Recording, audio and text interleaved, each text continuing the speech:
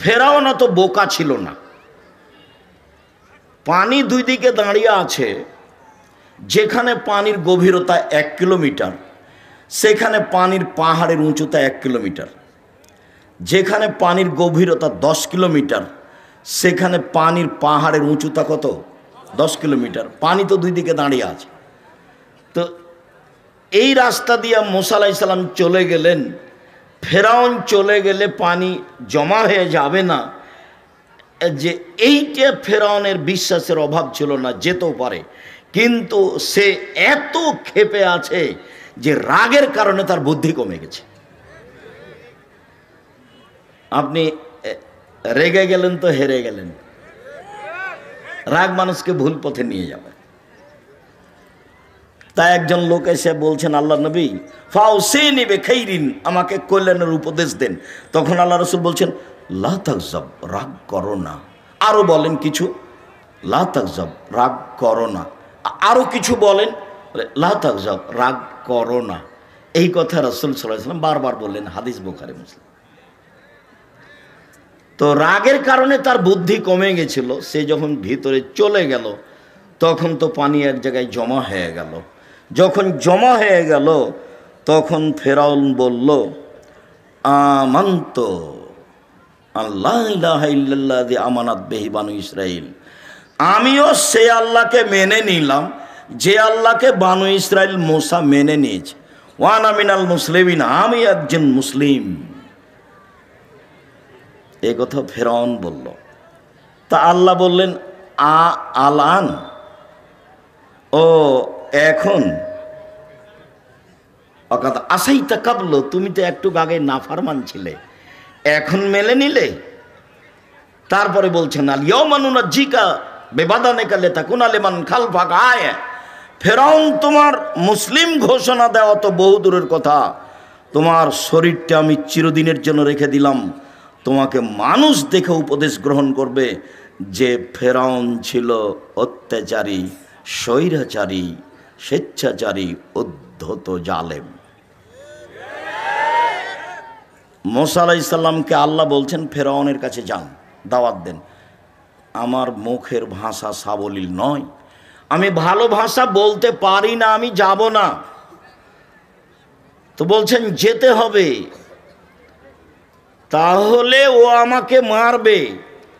আমার পক্ষ থেকে তার ব্যাপারে তার কাছে একটা অপরাধের অভিযোগ আছে, আমি এক থাপ্পড় দিয়ে মানুষ মেরেছি, ও গেলেই আমাকে মারবে। তো বললেন, আমি তোমার সাথে আছি। মারবে কি করবে, আমি সাথে আছি। তো বললেন, তাহলে আমার ভাইকে সাথে দিতে হবে। ঠিক আছে, তাই হলো, তোমার ভাইও সাথে থাকবে। দুই ভাই মিলে চলে গেলেন। গিয়েই বললেন, বানি ইসরায়েলকে ছেড়ে দেন, মানে স্বাধীনতা চাইতে হবে। বানি ইসরায়েলকে দাস দাসীতে পরিণত করে রেখেছেন, বানি ইসরায়েলকে ছেড়ে দেন। তখন ফেরাউন বলতে লাগলো, তোমাকে কি আমি শিশুকালে লালন পালন করিনি? তুমি কি বহু বছর আমার মাঝে থাকোনি?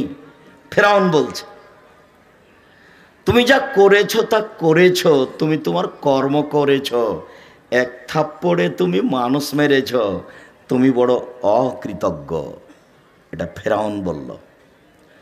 তখন মুসা আলাইহিস সালাম বলছেন, আমি যা করেছি তা করেছি, আমি ভুল পথে ছিলাম, মানে এক থাপ্পড়ে মানুষ মেরেছি, এটাই ঠিক, আমি তখন ভুল পথে ছিলাম। আমি তোমার ভয়ে দেশ ছেড়েছি। আমার প্রতিপালক আমার প্রতি দয়া করেছেন, আমাকে জ্ঞানে গুণে পূর্ণ করেছেন, তিনি আমাকে নবী করেছেন। তুমি আমার প্রতি অনুগ্রহ করেছ, অনুগ্রহ করে তুমি খোঁটা দিয়েছ, খোঁটা দিয়ে তুমি বানি ইসরায়েলকে দাস দাসীতে পরিণত করেছ, তুমি বড় উদ্ধত স্বৈরাচার সীমা লঙ্ঘন করেছ। জালেমের বিচার দুইবার হবেই। রাসূল সাল্লাল্লাহু আলাইহি সাল্লাম বললেন যে বাঁচার পথ তিনটে। এক, নিজেকে কন্ট্রোলে রাখো, বাড়ির বাইরে যায় না। দুই, মুখখান বন্ধ রেখো, মুখ ব্যবহার করো না। 3, পাপের জন্য কাঁদো, জান্নাত পেয়ে যাবে। 1, মুখ বন্ধ রেখো। ভালো কথা ছাড়া মুখ দিয়ে ব্যবহার করতে পারবে না। চিরদিনের জন্য আড্ডা পিটা হারাম। দোকানে বসে ল্যাংটা মেয়ে নাচবে, আর আপনি বসে চক্ষু ঠান্ডা করবেন, কলিজা ঠান্ডা করবেন, মনটা ঠান্ডা করবেন। এই নোংরা ন্যাক্কারজনক জঘন্য কাজ ত্যাগ করতে হবে। চিরদিনের জন্য দোকানে বসে আড্ডা পিটা হারাম। 2 জন যেখানে বসে আছে সেখানে যাবেন না। উপার্জন করে খান, 5 ওয়াক্ত সালাত আদায় করবেন, এশার সালাত আদায় করে ঘুমিয়ে যাবেন। রাত 10টায় ঘুমিয়ে যাবেন, রাত 3টায় উঠবেন, 5 ঘন্টা ঘুম হয়েছে। 3টায় উঠে কিছু 2 রাকাত সালাত আদায় করবেন, প্রয়োজনীয় জিনিস আল্লাহর কাছে চাইবেন। রাত 3টার পরে আল্লাহ মানুষের নিকটে হয়ে যায়। রাত 3টার পরে যদি মানুষ উঠে, তখন মানুষ কার নিকটে হয়ে যায়? আল্লাহর নিকটে হয়ে যায়। তখন যা বলে সেটাই গ্রহণ হয়। একাধিক সহিহ হাদিস, সে আলোচনা এখন নয়। আপাতত এই যে জাহান্নাম থেকে বাঁচার 1 নম্বর পথ, মুখ বন্ধ রেখো। মুখ ব্যবহার করতে হবে না, ক্ষমতা দেখাতে হবে না। দাপট দেখিয়ে 2 দিন বেঁচে থাকার প্রয়োজন নেই। দাপট হারিয়ে যাবে, দাপট হারিয়ে যাবে, চিরদিন থাকবে না। ক্ষমতা চিরদিন থাকার জিনিস নয়। জরুরি প্রয়োজন ছাড়া বাড়ির বাইরে যাওয়া হবে না।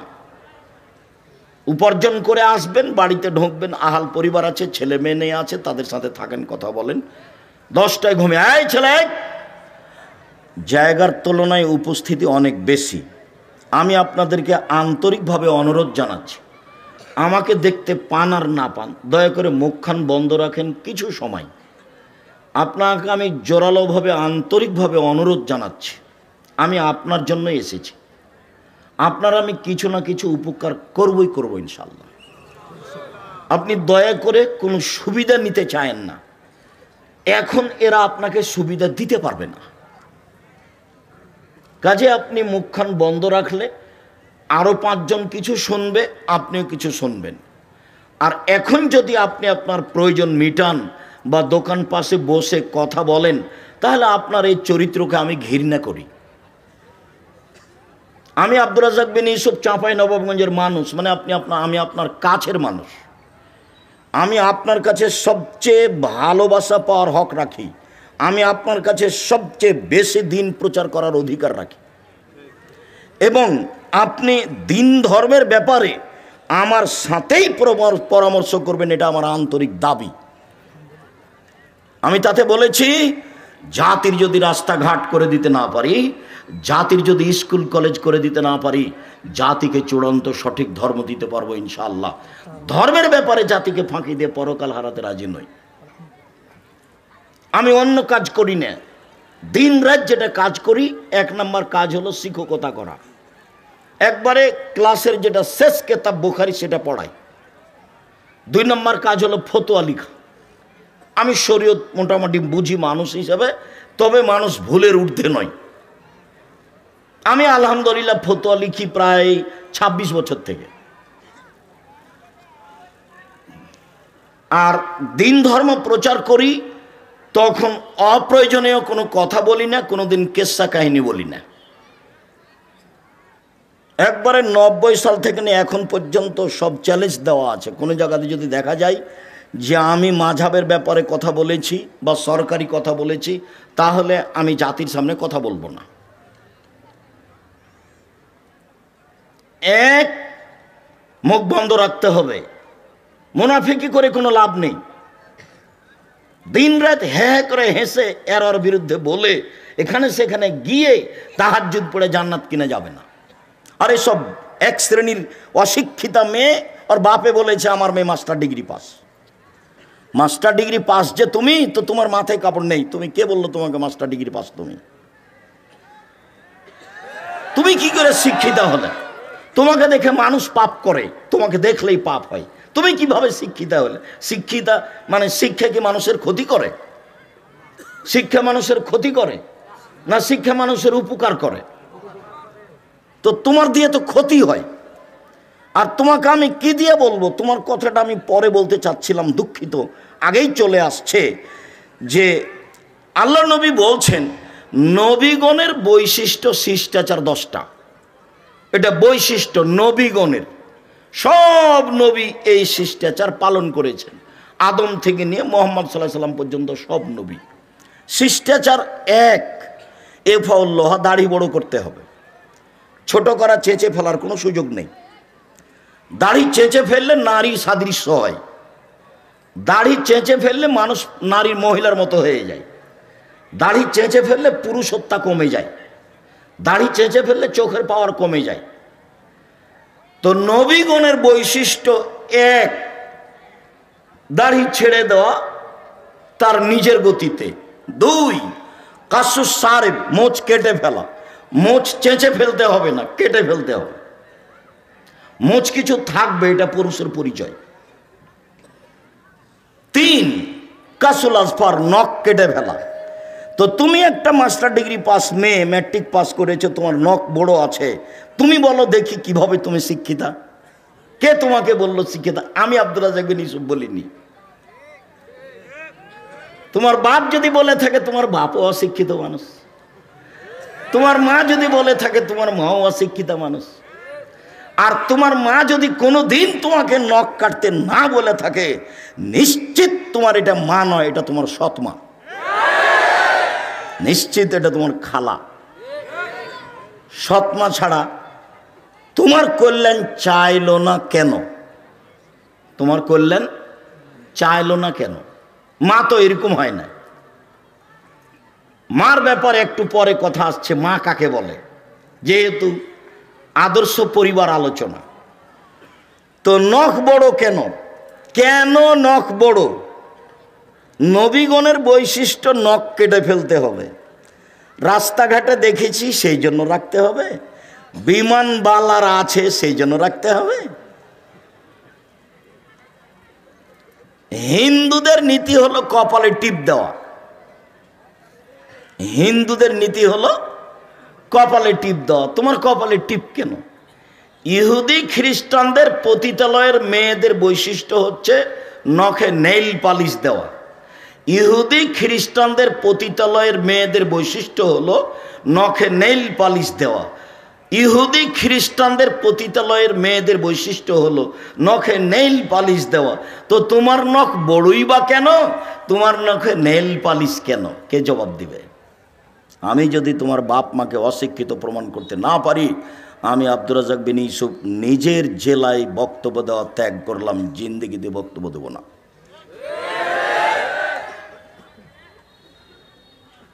শিক্ষিত হও, চেষ্টা কর। মানুষই চেষ্টা করতে পারে, গরু ছাগল নয়। পশু প্রাণী পারে না। নাতফুল এবেদ, বগলের লোম উঠিয়ে ফেলতে হবে। নারী পুরুষ একই হুকুম। বগলের লোম কেটে ফেলার কোনো সুযোগ নেই। যেভাবে সম্ভব, যেভাবে সহজ করেন, উঠে ফেলতে হবে। হালাকুল আনাত, নিচের লোম পরিষ্কার করতে হবে, ঊর্ধ্বে টাইম 40 দিন। যেভাবে সহজ, যেভাবে সম্ভব। পুরুষ নারী একই হুকুম।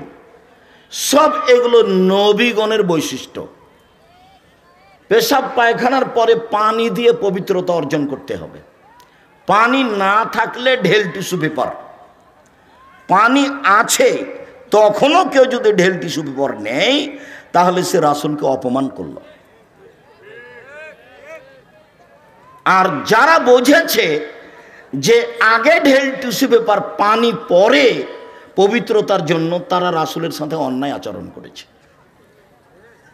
40 কদম হাঁটার তো কোনো প্রশ্নই আসে না। পায়ের উপরে পা উঠিয়ে খক খক করে কাশার তো কোনো প্রশ্নই আসে না। আমি 1 মিনিটের জন্য ধরে নিলাম, এই ছেলে প্রস্তুত থাকো, কথা যেন কোনোটা মিস না হয়। শোনো, পবিত্রতা তো ভালো কাজ। তো স্বামী 40 কদম হাঁটবে পবিত্রতার জন্য ঢেল নিয়ে, স্ত্রীকে ঢেল নিয়ে 40 কদম হাঁটা লাগবে না? ধর্ম কি একজনের জন্য? স্ত্রীকে পায়ের উপরে পা উঠাতে হবে না? স্ত্রীকে পবিত্রতার জন্য খক খক করে কাশতে হবে না, ভুল হিসাব।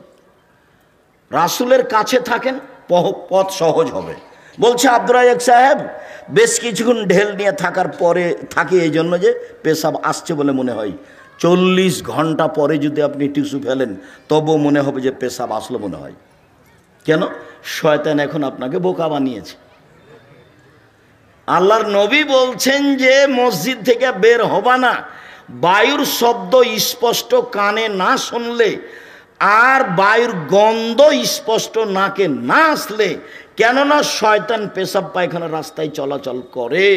তুমি যদি সন্দেহের মধ্যে পড়ো তাহলে শয়তান তোমাকে বোকা বানাবে। আপনি এখন বলেন যে পেশাব এসে যদি কাপড় ভিজে যায় তবু আর উজু করবো না, এই সর সর শয়তান সর, কাপড় ভিজে যাক তুই সর এখান থেকে, তারপরে কোনো কথা, নইলে আপনি টিকতে পারবেন না। পাপের জন্য কাঁদুন, কথা এখানে সংক্ষিপ্ত করছি, একটা কথা থাকলো, পাপের জন্য কাঁদুন। রাসূল সাল্লাল্লাহু আলাইহি সাল্লাম বলেন, লা ইয়ালিজার রাজুলুন নারা বাকা মিন খাশিয়াতিল্লাহ হাত্তা ইয়ালিজাল লাবানু ফি দারে।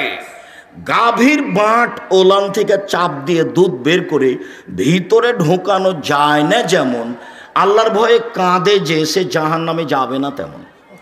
এই ছেলে দেখো তো, ওই যে বাচ্চাগুলি কথা বলছে, তোমরা যারা আমাদের এখানে সহযোগিতা করতে এসেছো ওই বাচ্চাগুলোকে একটু তোমরা কন্ট্রোল করো না। ও তো আমার অসুবিধা করছে, আরও তো 5 জনের অসুবিধা করতেই পারে। আর তোমরা যারা এই পাড়ার ছেলে, আজকে তো তোমরা বক্তব্য শুনতে পাবা না, আজকে আমাদের সহযোগিতা করো। গাভীর বাঁটে ওলানে চাপ দিয়ে দুধ বের করে ভিতরে ঢোকানো যেমন অসম্ভব, আল্লাহর ভয়ে কাঁদে যে তার জাহান্নামে যাওয়া তেমনি অসম্ভব। জান্নাত পাওয়ার সুবিধাজনক একটা বিশাল বড় পয়েন্ট, সেটা হলো রাতে আল্লাহর ভয়ে কাঁদা। আর যখন আল্লাহ নবী বলেছেন যে আল্লাহর কাছে 4টে জিনিস সবচেয়ে প্রিয়, তার 1 নম্বরে যেটা আছে সেটাই সহজ, বাকি 3টাই কঠিন।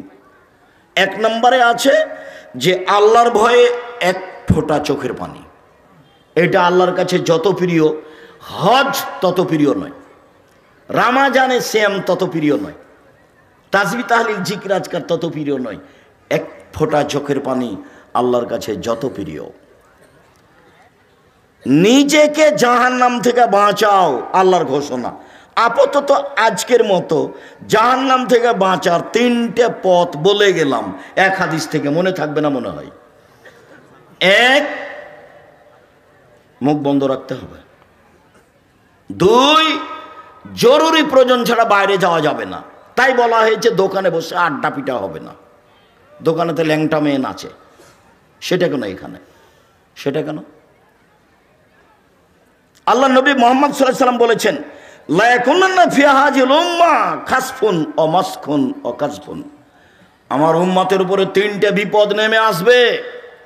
1, ভূমিকম্প হবে। 2, আকার আকৃতি পরিবর্তন হবে। সন্ধ্যায় থাকবে মানুষ, সকালে হবে শোর বানর, একবারে হুবাহু শোর হয়ে যাবে। আমার উম্মতের উপরে 3টে বিপদ নেমে আসবে 3টে পাপের কারণে। 1, ভূমিকম্প হবে। 2, আকার আকৃতি পরিবর্তন হবে। সন্ধ্যায় ছিল মানুষ, সকালে হবে শোর বা বানর। 3, সমস্যা নেমে আসবে। মসজিদে মারামারি, মাদ্রাসায় মারামারি, রাস্তাঘাটে কেউ কাউকে মানে না, জিনিসের দাম বেড়ে যায়, কোনো জিনিস কন্ট্রোলে নেই, সমস্যা নেমে আসবে। পাপ 3টে। 1, ওয়াযালিকা ইযা যারাবু বিল মাআসিফ ইযা শারাবুল খুমরা, যখন মানুষ নেশাদার দ্রব্য পান করবে। এলাকাতে নেশাদার দ্রব্য আছে কিছু, যদি এটা চাঁপাইনবাবগঞ্জ না থাকারই কথা। দেখো অন্য জেলাতে যাই তখন নিজের জেলার খুব প্রশংসা করি, শিক্ষা দীক্ষা জ্ঞান গরিমা চাকরি বাকরি। বিদেশে যখন যাই তখন বলি, আরে তোমরা তো কাজ করতে এসছো, রাস্তাঘাটে কাজ করো, চাঁপাইনবাবগঞ্জের মানুষ চাকরি করে।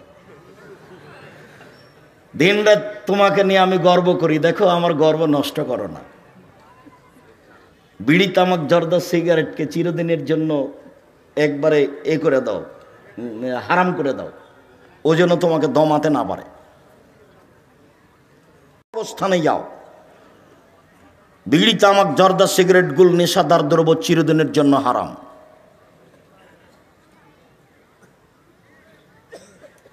রাসূল সাল্লাল্লাহু আলাইহি ওয়াসাল্লাম বললেন, আমার উম্মতের উপরে তিনটা বিপদ নেমে আসবে তিনটা পাপের কারণে। এক, আমার উম্মত যখন নেশাদার দ্রব্য পান করবে তখন তিনটা বিপদ নেমে আসবে। দুই, জাহারাতিল কায়নাত, মেয়েরা যখন নাচবে, সব মোবাইলে মেয়ে নাচে, সব দোকানে মেয়ে নাচে, প্রায় সব বাড়িতে মেয়ে নাচে, বড় বিশাল টিভি আছে, ইন্ডিয়ান মেয়ে নাচছে, জান ঠান্ডা হয়ে যাচ্ছে, কলিজা সহাত হয়ে যাচ্ছে, চক্ষু ঠান্ডা হয়ে যাচ্ছে, ধর্ম পাগল হয়ে গেছে। রাসূল সাল্লাল্লাহু আলাইহি সাল্লাম বলেন, তিন শ্রেণীর মানুষ জান্নাতে যাবে। তার এক শ্রেণীর মানুষ হচ্ছে অপর নারীকে দেখে যে চক্ষু নিচু করে। নেন এবার তোমার বড় মোবাইলের কি হবে? আমার কাছে একটা বাটন ছোট মোবাইল আছে, রিং হলে আমি শুধু অন করতে পারি। তুমি আমাকে বলেছো যে আব্দুর রাজ্জাক সাহেব আমার নামটা একটু সেভ করে রাখতেন, কিন্তু আমি সেভ করতে পারি না, আমি শুধু অন করতে পারি। ও দিয়েই জামিয়া সালাফিয়া চলে, মানুষের সাথে ওইটা দিয়েই কথা বলি। এদেশের সর্ববৃহৎ প্রতিষ্ঠান, শিক্ষা গুণে, শিক্ষক গুণে, শিক্ষক সংখ্যায়, ছাত্র সংখ্যায়, প্রতিষ্ঠানের আয়তনে এদেশের সর্ববৃহৎ প্রতিষ্ঠান জামিয়া সালাফিয়া। জামিয়া সালাফিয়াতে ইন্ডিয়ান, সৌদি আরব, বাংলাদেশের প্রায় 300 জন শিক্ষক শিক্ষিকা প্রতিষ্ঠান পাঠদান করে থাকেন। এখন চলমান 4 জন আছেন মদিনা বিশ্ববিদ্যালয়ের, 4 জনই টিচার, তারা ওখান থেকে এসে শিক্ষা দিচ্ছে। সেদিন আপনারা দেখে এসেছেন, তার নাম জামিয়া সালাফিয়া। জামিয়া সালাফিয়ায় প্রায় 5000 ছেলে মেয়ে পড়াশোনা করে, 519 জন এতিম আছে। জামিয়া সালাফিয়া ডাঙ্গিপাড়া, পবা, রাজশাহী প্রায় 40 বিঘা জমির ওপর অবস্থান করে। মেয়েদের যেটা শাখা এখন গড়তে যাচ্ছে সেটা 60 থেকে 70 বিঘা। যেটা রূপগঞ্জ জামিয়া সালাফিয়া ঢাকা, সেটা প্রায় 100 বিঘা জমির ওপরে, 22 বিঘা মেয়েদের জন্য। সর্বোচ্চ প্রতিষ্ঠান এদেশের শিক্ষা মানে, শিক্ষা গুণে। শিরক মুক্ত প্রতিষ্ঠান জামিয়া সালাফিয়া, বিদআত মুক্ত প্রতিষ্ঠান জামিয়া সালাফিয়া, দল মুক্ত প্রতিষ্ঠান জামিয়া সালাফিয়া, সংগঠন মুক্ত প্রতিষ্ঠান জামিয়া সালাফিয়া, হিংসা মুক্ত প্রতিষ্ঠান জামিয়া সালাফিয়া, দেশের সর্ববৃহৎ প্রতিষ্ঠান জামিয়া সালাফিয়া। জামিয়া সালাফিয়া চাঁপাইনবাবগঞ্জের প্রতিষ্ঠান। চাঁপাইনবাবগঞ্জের লোক এটা করছে, চাঁপাইনবাবগঞ্জের লোকের জন্য এটা গৌরব। অতএব আমি আপনার ছেলের সার্বিক কল্যাণ কামনা করি, এ কথাই ঠিক। সম্মানিত দ্বীনি ভাই বোন, রাসূল সাল্লাল্লাহু আলাইহি সাল্লাম বললেন, মেয়েরা যখন নাচবে তখন 3টা বিপদ নেমে আসবে। 2, 3, ওয়াজারাবু বিল মাযিফ, যখন বাদ্যযন্ত্র প্রকাশ পাবে তখন 3টা বিপদ নেমে আসবে। সব বাড়িতেই বাজনা বাজে, সব দোকানেই বাজনা বাজে, সবার কানেই বাজনা চলে, ল্যাংটা মেয়ে নাচে সবার কানে। আল্লাহ নবী বললেন, যখন মানুষ উজু করে মুখমণ্ডল ধয়, তো মুখমণ্ডলে যা পাপ হয়েছে সব পাপ পানির সাথে, পানির শেষ ফোঁটার সাথে ঝরে যায়। মুখমণ্ডলে কি পাপ হয়? আল্লাহ নবী বলছেন, আইনানে তাজনের জেনা হুমান নাজরো, 2 চোখের জেনা হচ্ছে চোখ দিয়ে দেখা। অলাইনানে জেনা হুমাল ইস্তেমাও, 2 কানের জেনা হচ্ছে কান দিয়ে শোনা। অল মুখ অল ফাম জেনাহাল নতক, মুখের জেনা হচ্ছে কথা বলা। এগুলো সব মুখমণ্ডলে আছে। এগুলো বড় বড় জেনার মাধ্যম, কান জেনার মাধ্যম, চক্ষু জেনার মাধ্যম, মুখ জেনার মাধ্যম। বুঝুনি তুমি? না বুঝে তুমি মেয়েটার সাথে দিনরাত গল্প করো প্রেমের জেনার, তুমি মনে করো কেউ দেখে না। ভুল হিসাব তোমার। তুমি মারিয়ামের মতো ভুলে যাও। মারিয়াম বলেছিল, কুনতু নাসিয়া মানসিয়া, আমি জাতির কাছে এমন হতে চাই, আমি মারিয়াম, এটা কেউ জানবে না যে আমি মারিয়াম। কেন?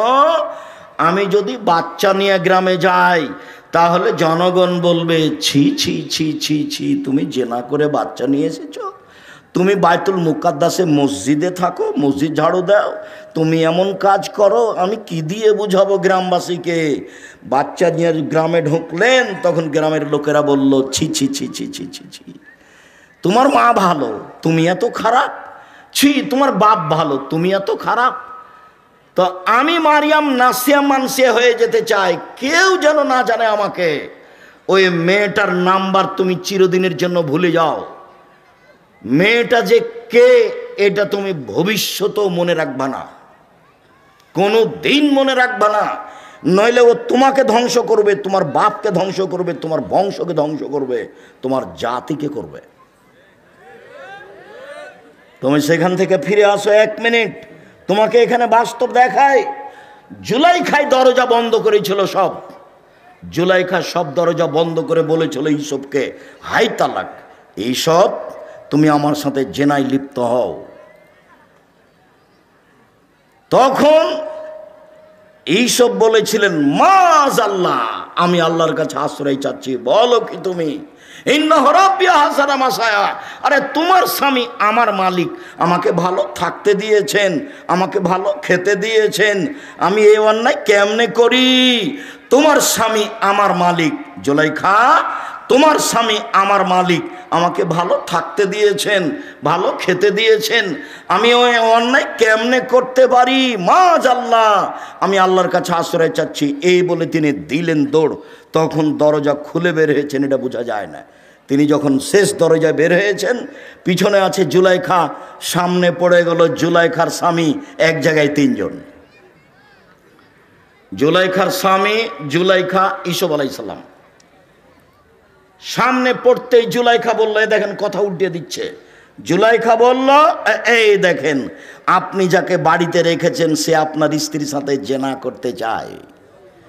এত খারাপ মানুষ আপনি বাড়িতে রাখেন, এর কি শাস্তি হতে পারে? আরে আপনি কি শাস্তি উল্লেখ করবেন? আমি জুলাইখা বলছি, একে যথাযথ পিটন দিতে হবে, নইলে জেলখানায় বন্দি করতে হবে। 12 বছর জেল হলো। 12 বছর পরে সরকারের পক্ষ থেকে ইউসুফকে ডেকে পাঠানো হলো। ইউসুফ বললেন, জি না, আমি জেল থেকে বের হব না যতক্ষণ পর্যন্ত জুলাইখা জাতির সামনে ঘোষণা না দিবে আমি জুলাইখা অন্যায় করেছি, ইউসুফ করেনি। এই ঘোষণার পূর্ব পর্যন্ত আমি ইউসুফ জেল থেকে বের হব না। আমাদের নবী মুহাম্মদ সাল্লাল্লাহু আলাইহি সাল্লাম বললেন, আমার চেয়ে ইউসুফের অনেক ধৈর্য বেশি, আমার চেয়ে ইউসুফের অনেক ধৈর্য বেশি। আরে আমি মুহাম্মদ সাল্লাল্লাহু আলাইহি সাল্লাম যদি 12 বছর জেলে থাকতাম আর সরকারিভাবে যদি আমাকে ডেকে পাঠানো হতো, তাহলে আমি তাড়াহুড়া করে বের হতাম, চলো চলো চলো চলো। আমাদের নবী মুহাম্মদ সাল্লাল্লাহু আলাইহি সাল্লাম বলছেন যে আমার চেয়ে ধৈর্যশীল কে? ইউসুফ আলাইহিস সালাম। ইউসুফ আলাইহিস সালাম বলছেন, জি না, হবে না, আগে জুলাইখাকে জাতির সামনে ঘোষণা দিতে হবে। জুলাইখা ঠিকই 12 বছর পরে জাতির সামনে ঘোষণা দিল, আমি অন্যায় করেছি, ইউসুফ অন্যায় করেনি। এই যে দেখছেন না, নারী হলো 3 জানের বড়ি, নারী হলো 3 জানের বড়ি। গোপন কথা বলা হবে না, সাথে সাথে তার ফাঁদে পড়া হবে না, তার ফাঁদে পড়লে সব কিছু হারিয়ে যাবে। শুনুন, রাসূল সাল্লাল্লাহু আলাইহি সাল্লাম বলেন, 3টা পাপের কারণে আমার উম্মতের উপরে গজব নেমে আসবে। 1, যখন তারা নেশাদার দ্রব্য পান করবে। 2, মেয়েরা যখন নাচবে। 3, যখন বাদ্যযন্ত্র প্রকাশ পাবে। সব দোকানে বাজনা বাজে, সব মোবাইলে বাজনা বাজে। তোমার মোবাইলে যেন আর কখনো কোনো মেয়ে না নাচে, চিরদিনের জন্য তুমি বন্ধ করো। চক্ষু ঠান্ডা করে জান্নাতের মেয়ে ভোগ করার হিসাব করো না। জান্নাতের মেয়ে ভোগ করা অত সহজ নয়, ওরা অত সাধারণভাবে নেই। আল্লাহ তাআলা বলছেন, ওরাকে আমি এমনভাবে রেখেছি জিন কোনোদিন তাদের স্পর্শ করেনি, মানুষ তাদের স্পর্শ করেনি। ওরাকে ঝিনুকের মধ্যে লুকানো আছে, যখন তাদেরকে বের করা হবে তখন মনে হবে যে এরা ঝিনুকের মধ্যে লুকানো মুক্তা। তাদের কোনোদিন পেশাব হবে না, তাদের কোনোদিন পায়খানা হবে না, তাদের কোনোদিন হায়েজ হবে না, তাদের রূপ চেহারা ভিন্ন ধরনের হবে। 16-18 বছর মেয়েরা যেমন হয়, জান্নাতের মেয়েরা তেমন হবে, তার চেয়ে হাজারো গুণ সুন্দরী। চক্ষু হবে টানা টানা, লম্বা লম্বা, আর মাথার চুল হবে কঁকড়া কঁকড়া। সুন্দরী হওয়ার জন্য যা কিছু লাগে সব কিছু তাদের মাঝে আছে। জান্নাতের মেয়ে ভোগ করতে হলে এই চক্ষু দিয়ে এইসব কিছু ভোগ করে জান্নাতের মেয়ে ভোগ করা যাবে না, ভুল হিসাব। এখানে আরও একটা কথা থেকে গেল। আল্লাহ নবী বলছেন সালাসাতুন লা ইয়াদখুলুল জান্নাহ আবাদা, 3 শ্রেণীর মানুষ জান্নাতে যাবে না, কখনো যাবে না। 3 শ্রেণীর মানুষ জান্নাতে যাবে না, কখনো যাবে না। এক, দায়ুষ, যার ছেলে মেয়ে স্ত্রী পর্দায় থাকে না। গ্রামের সবাই নাকি চাচা, গ্রামের সবাই নাকি বড় ভাই, সবাই নাকি ছোট ভাই, ধর্ম এইভাবে আছে। তাহলে তো বিবাহের মতোই হয়ে গেল। থুবড়া খাওয়াচ্ছে, তখন ওই লোকটার সামনে মেয়েটা বসে আছে, এটা তো চাঁপাইনবাবগঞ্জ। তো মেয়েটা বসে আছে আর ওই লোকটা তার মুখে ক্ষীর তুলে দিচ্ছে। কত নোংরা নীতি বিবাহের! ছি ছি ছি ছি ছি। বইয়ের মুখে ক্ষীর তুলে দিতে হয়, বইয়ের মুখে দিতে হয়। ও কি বউ? ওই মেয়েটার বিবাহ হবে, তাই থুবড়া, তাই সবাই গ্রামের লোক থুবড়া খাওয়াচ্ছে। আর মহিলাগুলো গীত বলছে আর বলছে টাকা দিলে মুখ খুলবো। থুবড়া চিরদিনের জন্য হারাম। থুবড়া শব্দর মুখের উপরে পেশাব করে দিতে হবে, দিয়ে বলতে হবে থুবড়া পৃথিবীতে নেই। 20 বছর পরে কেউ যদি বলে থুবড়া, তাহলে আর কেউ বলবে কি গো, থুবড়া কি জিনিস গো? আচ্ছা, থুবড়া শব্দ কি তাহলে ডিকশনারিতে দেখতে হবে নাকি, কি সেটা? এমন হতে হবে। যেমন ডুলি বিবি শব্দ চিরদিনের জন্য হারাম, ডুলি বিবি শব্দ একবারে ভুলে যেতে হবে, ডুলি বিবি কোনো শব্দই নেই। বিবাহতে গিয়ে মাঝা খরচ দিতে হবে, এটা হারাম। বিবাহতে ছেলের পক্ষ থেকে মেয়ের পক্ষ থেকে যা গেছে আপনার ওই ইয়েতে বরণতাতে ক্ষীর কাঁচিতে ছেলের পক্ষ থেকে তার ডবল যাবে, এই নীতি হারাম। মেয়ের বাপকে সব কিছু বেশি দিতে হবে, এই নীতি হারাম। বড় মেয়েদের গীত গাওয়া, এই নীতি হারাম। বউ দেখতে যে টাকা দেওয়া, এই নীতি হারাম। চাঁপাইনবাবগঞ্জের বিবাহের শুরু থেকে শেষ পর্যন্ত একটা কাজ যায় যে একথা আমার জানা নেই। শুরু থেকে শেষ পর্যন্ত সবই হারাম। একটা কাজ যায় আমি এই জেলার মানুষ হিসেবে আমার জানা নেই। যদিও এরা একটা কাজ মনে করে যে উকিল বাপ লাগে, উকিল বাপ লাগে। তো রংপুর, দিনাজপুর, লালমনিরহাট, নীলফামারী, কুড়িগ্রাম, পঞ্চগড়, ঠাকুরগাঁ এসব ডিস্ট্রিক্টের মানুষ মনে করে যে উকিল বাপ ধরাই লাগবে। আর চট্টগ্রামের লোক মনে করে যে উকিল বাপই হলো বাপ।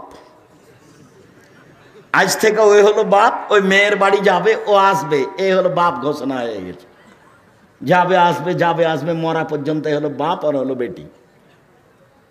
কেমন কথা! এ কোন ধরনের নোংরা নীতি? বিবাহের জন্য 4 জন সাক্ষী লাগে না, 2 জন লাগে। 4 জন নয়, খাতাতে নিয়ম লেখা আছে, ওটা হারাম।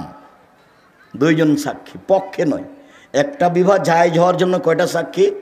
2 জন, বাস। কোর্টের বিবাহ বাতিল। কোর্টে যদি বিবাহ হয় আর মেয়ে যদি 10 ছেলে হয়ে যায় তো 10টাই হারাম।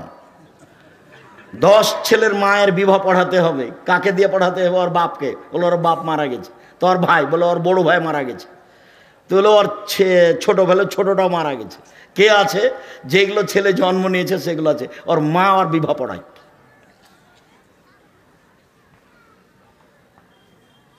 বিবাহ পড়াতেই হবে। কোর্টের বিবাহ বাতিল, কোর্টের বিবাহ বাতিল, কোর্টের বিবাহ বাতিল। আমি বলিনি, ও কথা মুহাম্মদ সাল্লাল্লাহু আলাইহি ওয়াসাল্লাম বলেছেন। বলছিলাম আল্লাহ তাআলা বলেন, তোমরা নিজেদেরকে জাহান্নাম থেকে বাঁচাও, পরিবারকে জাহান্নাম থেকে বাঁচাও। দেখি পরিবারকে কিভাবে জাহান্নাম থেকে বাঁচানো যায়। আবু হুরায়রা রাদিয়াল্লাহু তাআলা আনহু বলেন, রাসূল সাল্লাল্লাহু আলাইহি সাল্লাম বলেছেন, কুল্লু মাউলুদিন ইউলাদ আলাল ফিতরা, প্রত্যেকটা ছেলে মেয়ে ইসলামী ধারণ ক্ষমতা নিয়ে জন্মগ্রহণ করে। প্রত্যেকটা ছেলে দাড়ি ছেড়ে দিতে পারবে, এই ক্ষমতা আছে। প্রত্যেকটা মানুষ মোচ কাটতে পারবে, এই ক্ষমতা আছে। প্রত্যেকটা মেয়ে মাথায় কাপড় দিতে পারবে, এই ক্ষমতা আছে। আল্লাহ নবী বলছেন সবাই ইসলামী নিয়ম নীতি ধারণ ক্ষমতা নিয়ে জন্মগ্রহণ করে। ফাবু ইউহাবেদানিহি, তার বাপ মা তাকে ইহুদি করে দেয়। ইমাজ্জেসানিহি, তার বাপ মা তাকে আগুন পূজক করে দেয়। ইনাসরানিহি, তার বাপ মা তাকে খ্রিস্টান করে দেয়। বাপ মা ছেলে মেয়েকে যেভাবে গড়ে তুলে সেইভাবে গড়ে উঠে। চাঁপাই নবাবগঞ্জের ভাষাতে সঙ্গ দোষে লোহা ভাসে। এটাই হলো বুখারী মুসলিমের হাদিসের তরজমা। সঙ্গ দোষে লোহা ভাসে। এবার তুমি বলো, মেয়েটা ক্লাস 10-এ পড়ে, তার মাথায় কাপড় নেই, এই কাজটা কে করেছে? ওর মা। আমি বলছি ওটা ওর মা নয়, ওটা ওর সৎ মা। ওর মা বলবে, মাথায় কাপড় নিতে বাইরে না, কোথায় যাচ্ছিস? দাঁত ভেঙে কি দাঁত ভেঙে দেবো একবারে। ওর মা সব সময় গরম হয়ে থাকবে তার বাচ্চার উপরে। হ্যাঁ, কোথায় গেছিলি এখন? এতক্ষণ গেছিলি কোথায়? ও তো পাহারাদার, আল্লাহ রসুল বলছে।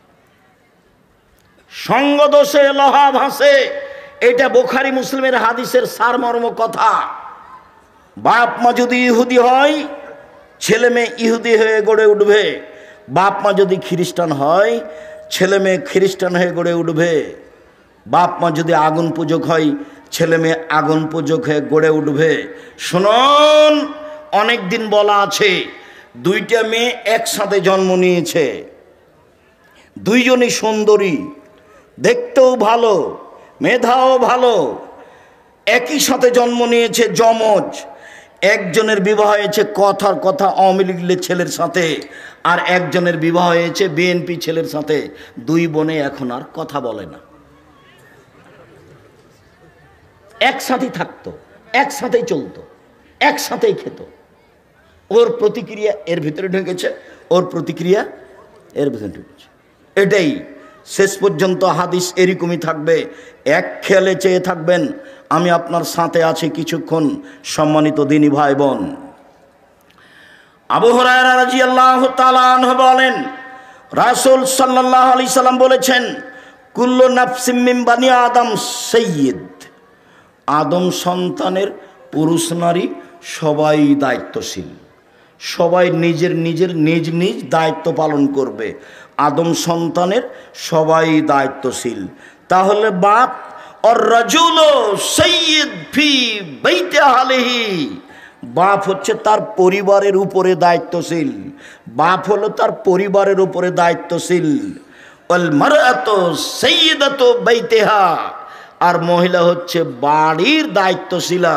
আল্লাহ নবী যখন বাপের কথা বললেন তখন বললেন পরিবার, আর যখন মায়ের কথা বললেন তখন বললেন বাড়ি। বাড়িটা সাজগোজ করে রাখবে মা, বাড়িটা সুন্দর করে গুটিয়ে রাখবে মা, ছেলে মেয়েকে দেখাশোনা করবে মা, স্ত্রী সহ পুরো পরিবার কন্ট্রোল করবে বাপ। ও হলো এই পরিবারের মালিক। আর একজন কী করলো সেটা আপনার দেখার প্রয়োজন নেই। আপনি কি করছেন, আপনি পরিবারকে জাহান্নাম থেকে রক্ষা করুন, আপনি পারবেন। ছেলের দাড়ি চাঁচা আছে, জবাব আপনাকে দিতে হবে। ছেলের টাকনোর নিচে প্যান্ট আছে, জবাব আপনাকে দিতে হবে। আপনার বাড়িতে একটা নিয়ে এসেছেন পট, বাচ্চার পায়খানা করা পট, সেটা হলো ঘোড়া, জবাব আমি দিব? এই বাড়িতে তো ফেরেশতা আসবে না। আপনি এই পট কিনলেন কি করে? এই পট যদি আমাদের বাড়িতে যায় তাহলে প্রথমত মাথাটা কেটে দেওয়া হবে, যদি না হয় ফেরত দেওয়া হবে, যদি না হয় তাহলে মাটিতে পুঁতে দেওয়া হবে। আপনার স্ত্রী কি দায়িত্ব পালন করে? আপনার স্ত্রী একটা প্লেট কিনেছে, তাতে আছে চিংড়ি মাছ, ও নাকি শিক্ষিতা। আপনার স্ত্রী একটা আয়না কিনেছে, আয়না হলো রুই মাছ। আপনার স্ত্রী একটা তরকারির বাটি কিনেছে, সেটা হলো কাতল মাছ। কি বুঝাতে চাচ্ছেন আপনি আমাকে? আপনার শোকেজে কাঁকড়া সাজানো আছে, আপনার স্ত্রী অ্যালবামে ছবি ছেলে মেয়ের রেখেছে, বাপ মায়ের রেখেছে, এ শিক্ষিতা নয়। একজন অশিক্ষিতা মহিলা এ পরিবার কন্ট্রোল করতে পারে না, আপনিও পারবেন না। আপনি আপনার পরিবারের দায়িত্ব পালন করেন না। আপনার বাড়িতে কার্টনওয়ালা গেঞ্জি গেল কেন? আপনার ছেলের গায়ে কার্টন আছে, দেখা যাচ্ছে ছবি মানুষের, দিন রাত ঘুরে বেড়াচ্ছে, চোখে পড়ে না? আপনার স্ত্রী আপনার বাচ্চার পায়জামাটা প্যান্টটা রোজ ধুয়ে দিচ্ছে, প্যান্টটা টাকানোর নিচে যায়, সেটাও দেখতে পায় না। ও যে দায়িত্বশীল, কি দায়িত্ব পালন করে, আপনি যে দায়িত্বশীল, কি আপনি দায়িত্ব পালন করেন। সম্মানিত দিনী ভাই বোন, আব্দুল্লাহ ইবনে ওমর রাদিয়াল্লাহু তাআলা আনহু বলেন, এই ছেলে বসো, অল্প সময়, আপনি বিরক্ত হয়ে আমাকে কষ্ট দিবেন না। আর আমি তাফসির মাহফিল করতে আসিনি যে আপনি বাদাম খাবেন আর আমি কেসা কাহিনী বলবো, এরকম কাজ আমি করি না। আর তাফসির মাহফিলের কথাটা আসতে আপনার সাথে আমি একটা কথা বলে রাখছি, আমি আব্দুর রাজ্জাক বিন ইউসুফ আপনার বাড়ির মানুষ। আমি চাঁপাইনবাবগঞ্জের মানুষ, মানে আমি আপনার বাড়ির মানুষ, আপনার বাড়ির মানুষ আমি হতে চাই। আপনি উপেক্ষা করে কিছু করলে জবাব আপনাকে কিয়ামতের মাঠে দিতে হোক, এটা আমি চাই না। শুনুন, আল্লাহ রাসূল বললেন, পৃথিবীর মানুষ বাল্লিগু আন্নী ওয়ালায়া, আমার একটা কথা জানা থাকলে অন্যকে বলো। পৃথিবীর মানুষ, আমার একটি কথা জানা থাকলে অন্যকে বলো।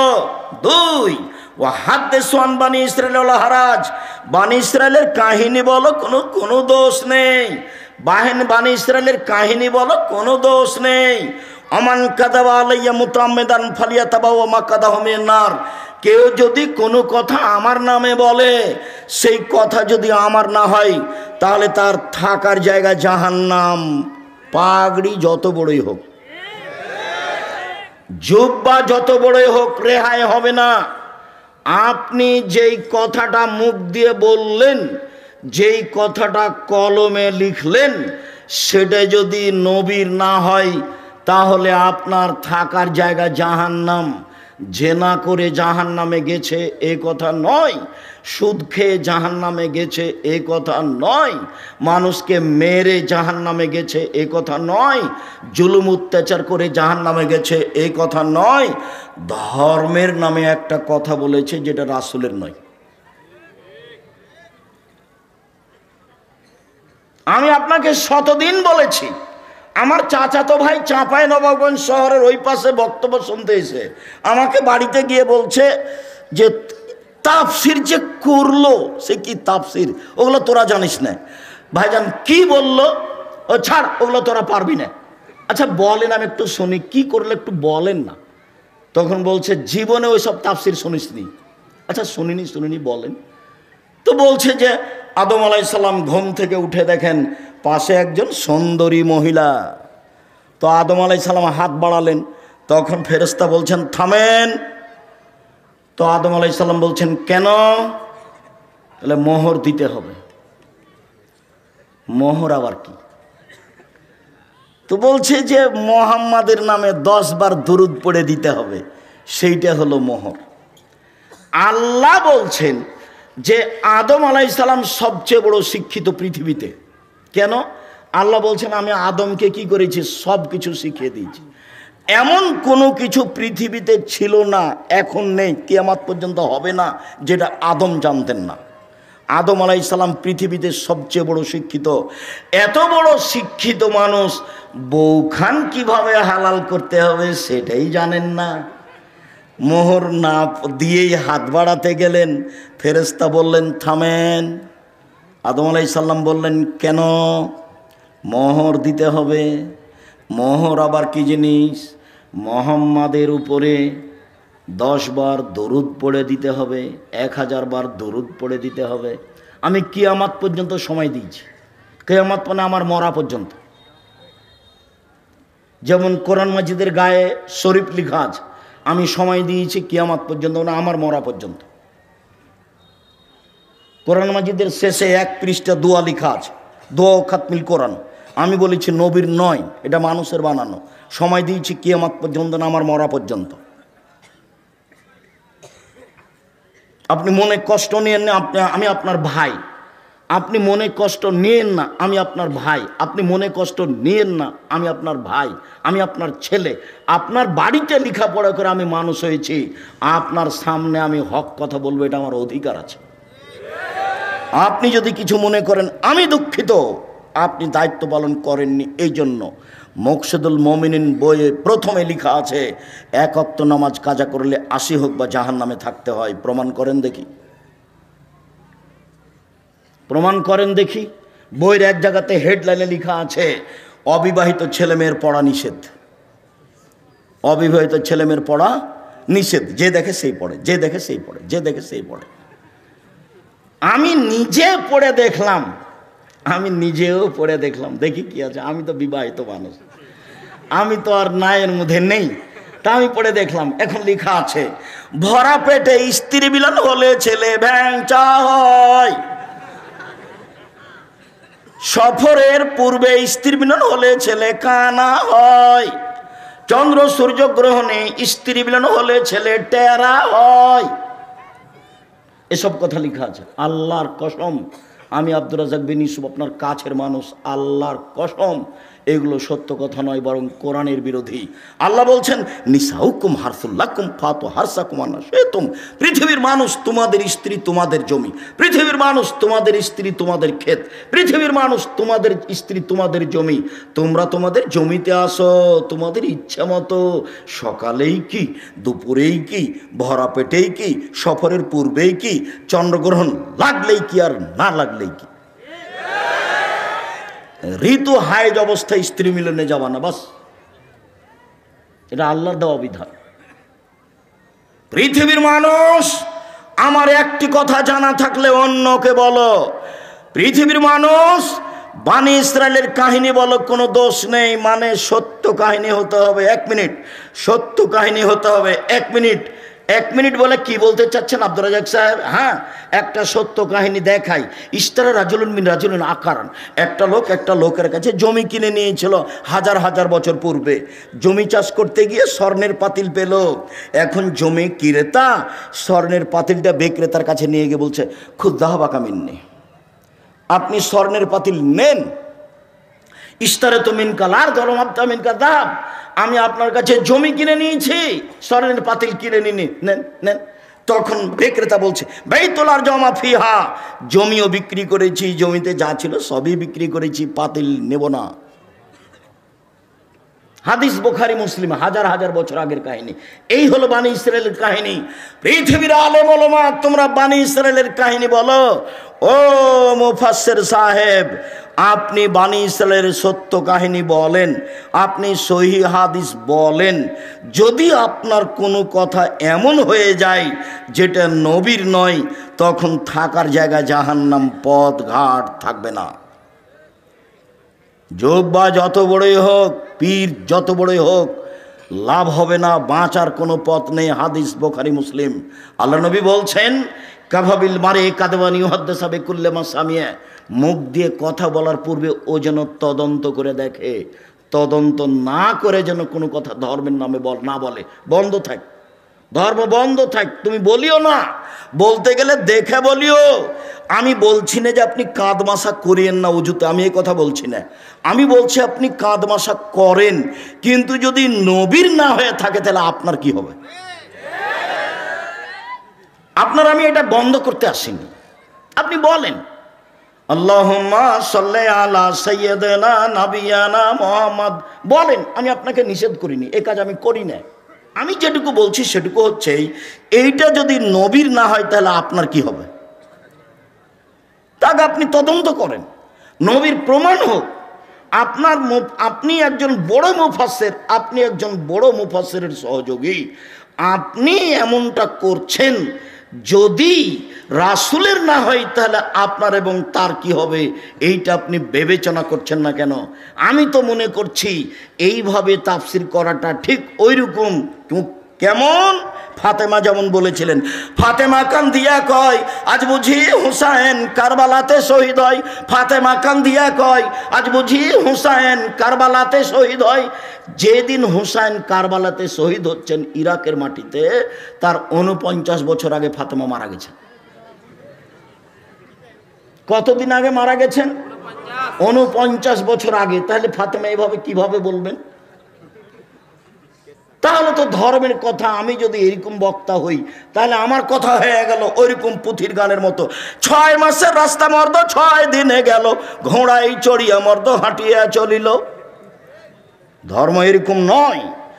কেউ যেন আঙ্গুলে চোখে আঙ্গুল না ঢোকাতে পারে এইভাবে বলার চেষ্টা করেন, তবে মানুষ হিসেবে কোনো জায়গাতে ত্রুটি থাকতেও পারে।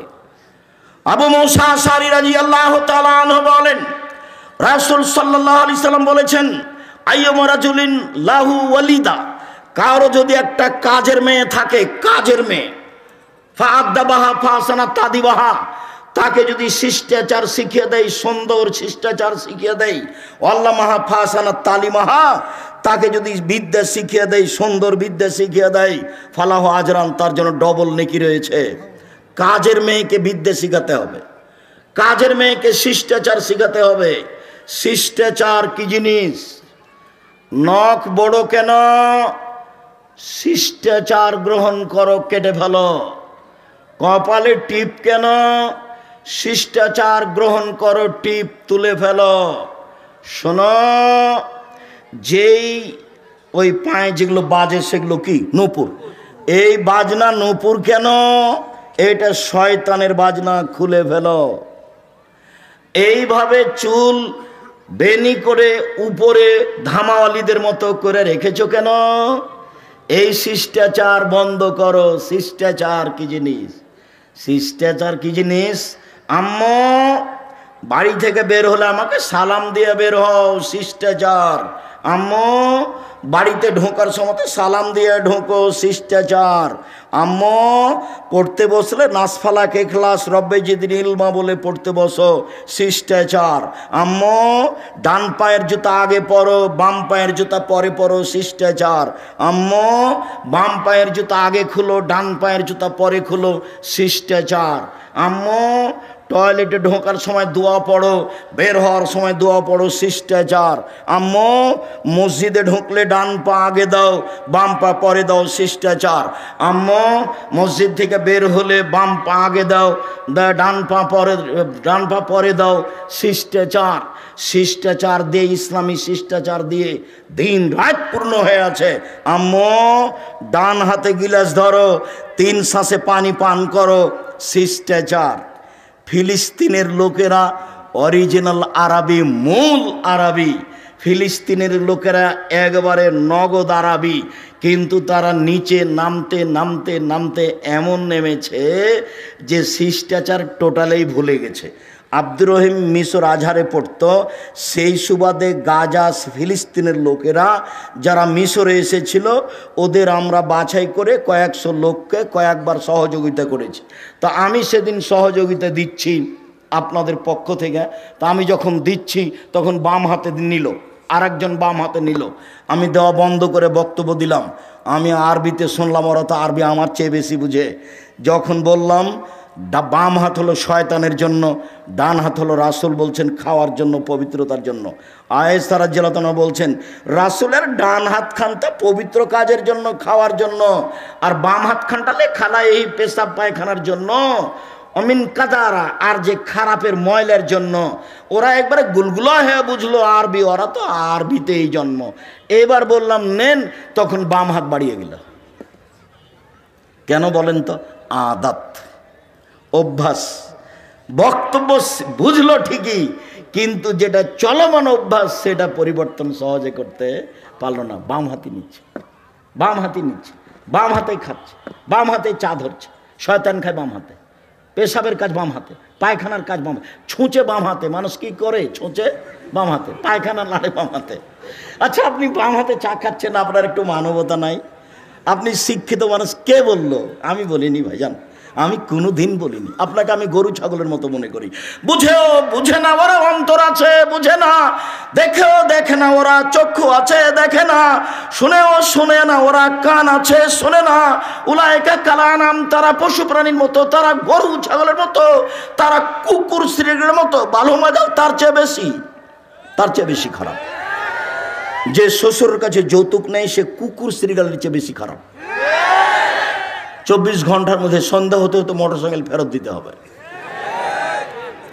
খালি মায়েরা বলছে, মায়েরা খালি বেটার সামনে গল্প করছে, আব্বু অমুক অমুক ছেলের শ্বশুর না বাড়ির সব কিছু ফার্নিচার সাজিয়ে দিল। খালি মায়ের সামনে এগুলো, মায়ের গল্প, ছেলের সামনে মা এগুলো গল্প করছে।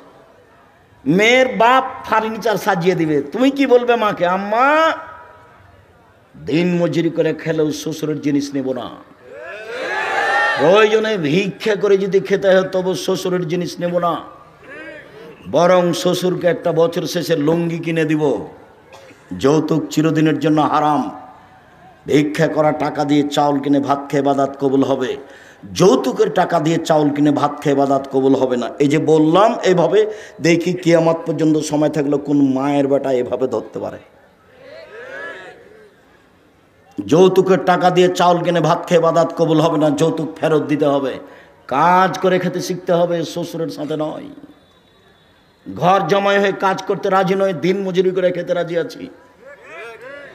নিজের ব্যক্তিত্ব বিক্রি করতে রাজি নয়। মানুষের বাড়িতে কাজ করে খাবো, সারাদিন কাজ করব, বিকেলে 600 টাকা পাবো। এই যে 600 টাকার মালিক আমি। কাজ করে খাবো কেন? চকলেট বিক্রি করে খাবো, সারাদিনে 800 টাকা ইনকাম করব। চকলেট বিক্রি করব কেন? রহনপুরে জমিদারের ছেলে আমি, কোটি টাকার ব্যবসা করব। করো না, ভালো কাজ। দিন মজুরি করে খেলে টাকা শেষ হবে সন্ধ্যায়, আর মাসের যদি চাকরি করেন তাহলে টাকা শেষ হবে 25 দিনে। 5 দিন ধার কর্জ করে খাওয়া লাগবে। মায়ে যদি টাকা চায়, বেটা এ মাসে কিছু টাকা দিতে হতো বেটা। আচ্ছা দেখি আম্মা, এ মাসে তো পারলাম না, সামনে মাসে জিনিসের দাম বেড়ে গেছে। তখন বলছে আম্মা কিছু যে করতে পারলাম না। তাহলে কি করতে হবে? ব্যবসা। আল্লাহ রাসূল বলছেন, সত্যবাদী ব্যবসায়ী জান্নাতে নবীর সাথে থাকবে। আল্লাহ নবী বললেন, ব্যবসায় মিথ্যা কথা কসম চলে আসে আসুক, তুমি কিছু দান খেরাত করে দাও, তাতে মিটে যাবে। ব্যবসার সব পথ খোলা আছে। ব্যবসা করে উপার্জন করে খেতে শিখতে হবে। চাঁপাইনবাবগঞ্জের লোকের মতো নয়। চাঁপাইনবাবগঞ্জের লোক 2 ধরনের, একটা চাকরি আর একটা দিন মজুরি। আমি যখন দেশে যাই, সৌদি আরব, কুয়েত, কাতার, বাহরাইন, মিশর, আপনার আবুধাবি, দুবাই, ওমান, লন্ডন, এইসব দেশে যখন যাই, তখন গিয়ে থাকি। বাড়ি কোথায়? ব্রাহ্মণবাড়িয়া। বাড়ি কোথায়? সন্দ্বীপ। বাড়ি কোথায়? কুমিল্লা। কেউ বলে না যে বাড়ি রহনপুর, কেউ বলে না, কেউ বলে না চাঁপাইনবাবগঞ্জ। মাস গিয়ে থাকছি, মাস যেখানেই যাই মানুষ সম্মান করে খুব বেশি। একবার সম্মান দেখে মনে হয় যে আল্লাহ এই দুনিয়াতে সম্মান দিয়ে শেষ করো না, এটা আমার জন্য পরকালে লাগবে। আল্লাহ, আমি এইভাবে চাইনি, আমার পরকালটা টিকিয়ে দাও, ওটা থাক, তারপরে এটা দাও, ওখানের জন্য ঘাটতি না হয়। 6 মাস জীবনে গাড়িতে থাকলাম, 6 মাস বাড়িতে থাকলাম, তবু ঝামেলার মধ্যে থাকলাম, এবাদত বান্দিকে কিছু করতে পারলাম তা আমার মনে বলে না। তবে আমার একটা দৃঢ়তা কাজ করে, জাতির সামনে কোনোদিন ধর্মের নামে ফাঁকি দিনি। জাতি যে যেটুকু মানছে ওটুকু থেকে আমি তার সমান নেকি পাবো ইনশাল্লাহ। এই দিয়ে আমি সফল হব ইনশাল্লাহ, এটা আমার দৃঢ়তা কাজ করে। কাজের মেয়েকে শিখিয়ে দিল, শিষ্টাচার শিখিয়ে দিল, কাজের মেয়েকে বিদ্যে শিখিয়ে দিল। কাজের মেয়েকে যদি শিক্ষা দিতে হয় তাহলে নিজের মেয়েকে শিক্ষা দিতেই হবে। কাজের মেয়েকে যদি শিষ্টাচার শিখাতে হয় তাহলে নিজের মেয়েকে শিষ্টাচার শিখাতেই হবে, বাধ্য, শিখাতেই হবে। উপস্থিত বৈঠকের দিনই মুসলিম বোন, আপনি একটু প্রস্তুতি নেন। এই মেয়ে, কথা বলছো কেন? ঢং করে এসেছ, আবার কথা বলছো কেন? মুখ বন্ধ রাখো।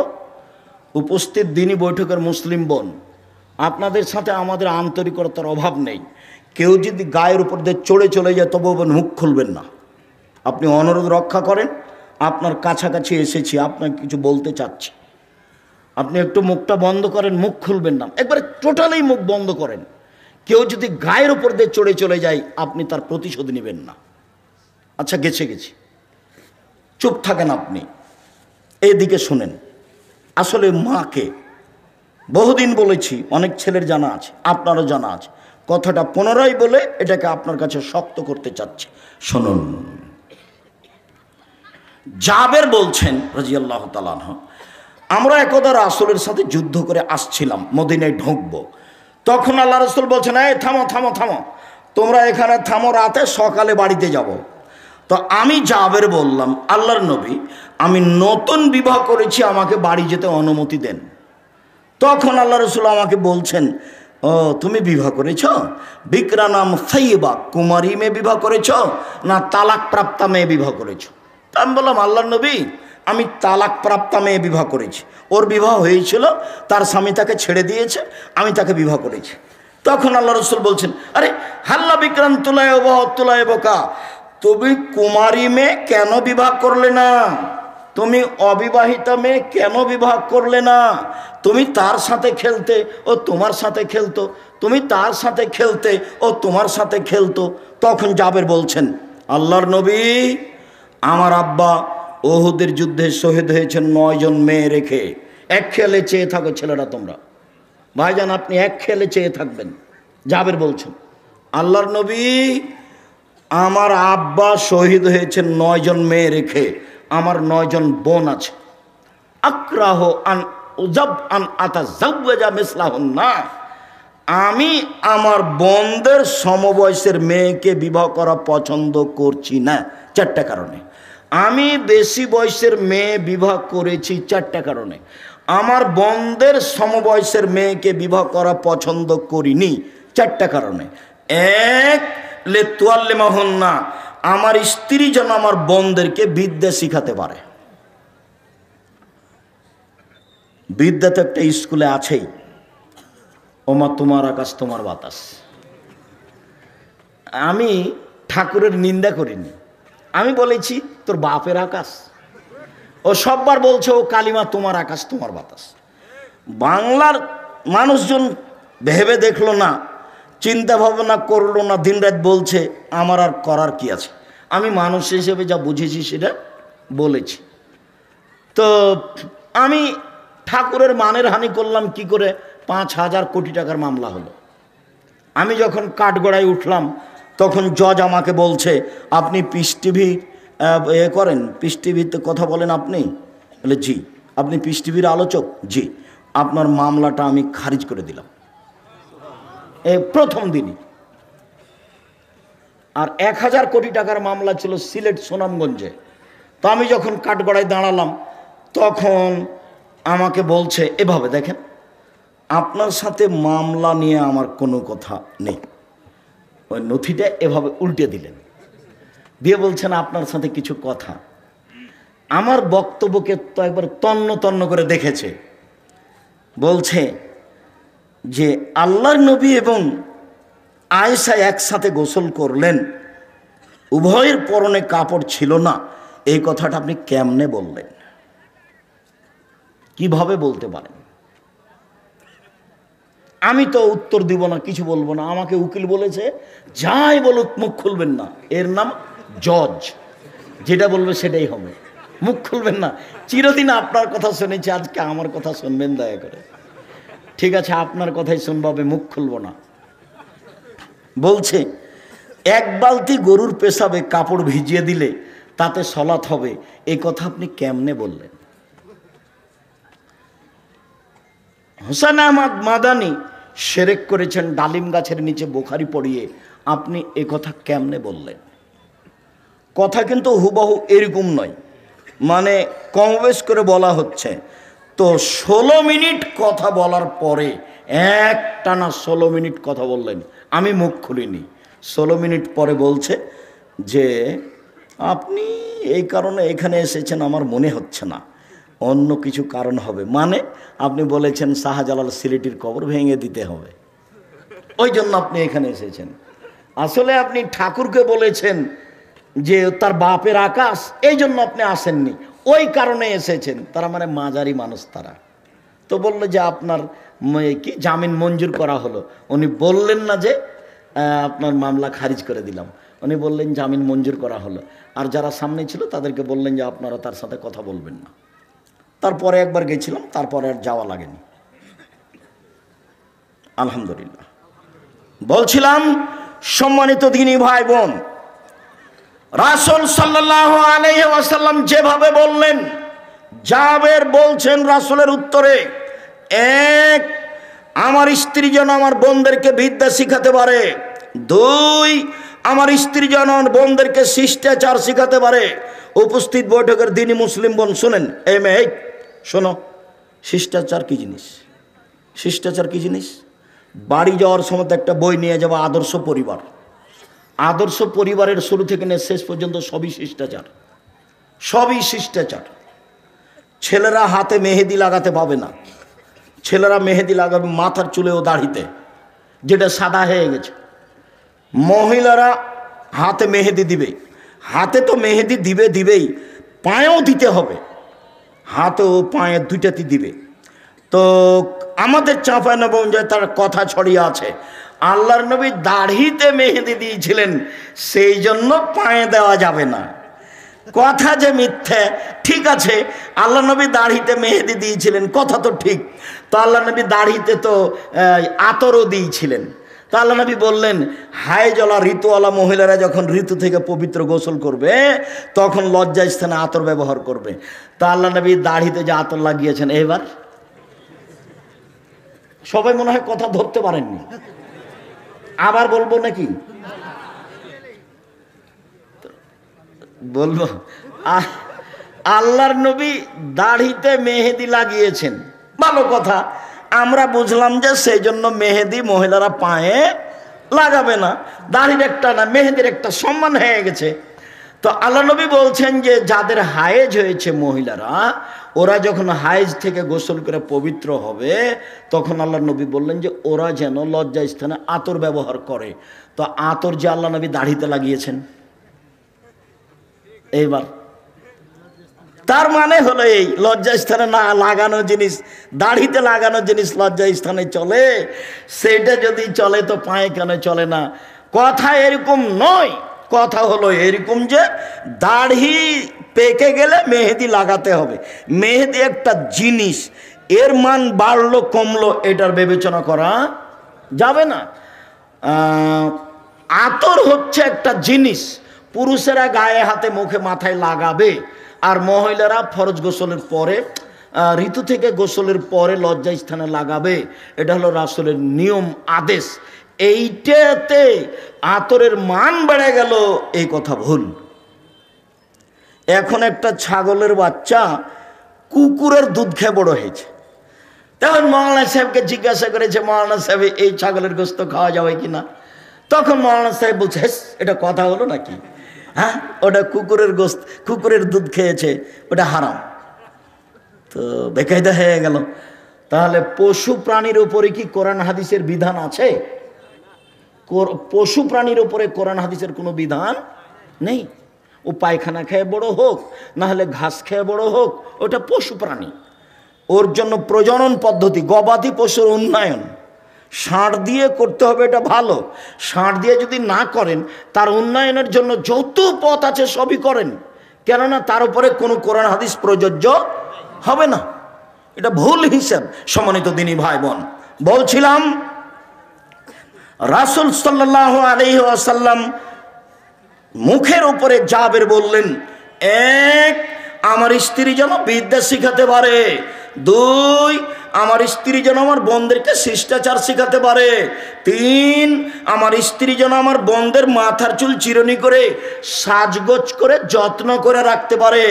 মায়ের যত্ন কে নিবে? বাচ্চার যত্ন কে নিবে? মা। কাজের মেয়েকে দিয়ে বাচ্চার যত্ন নেওয়া ঠিক নয়।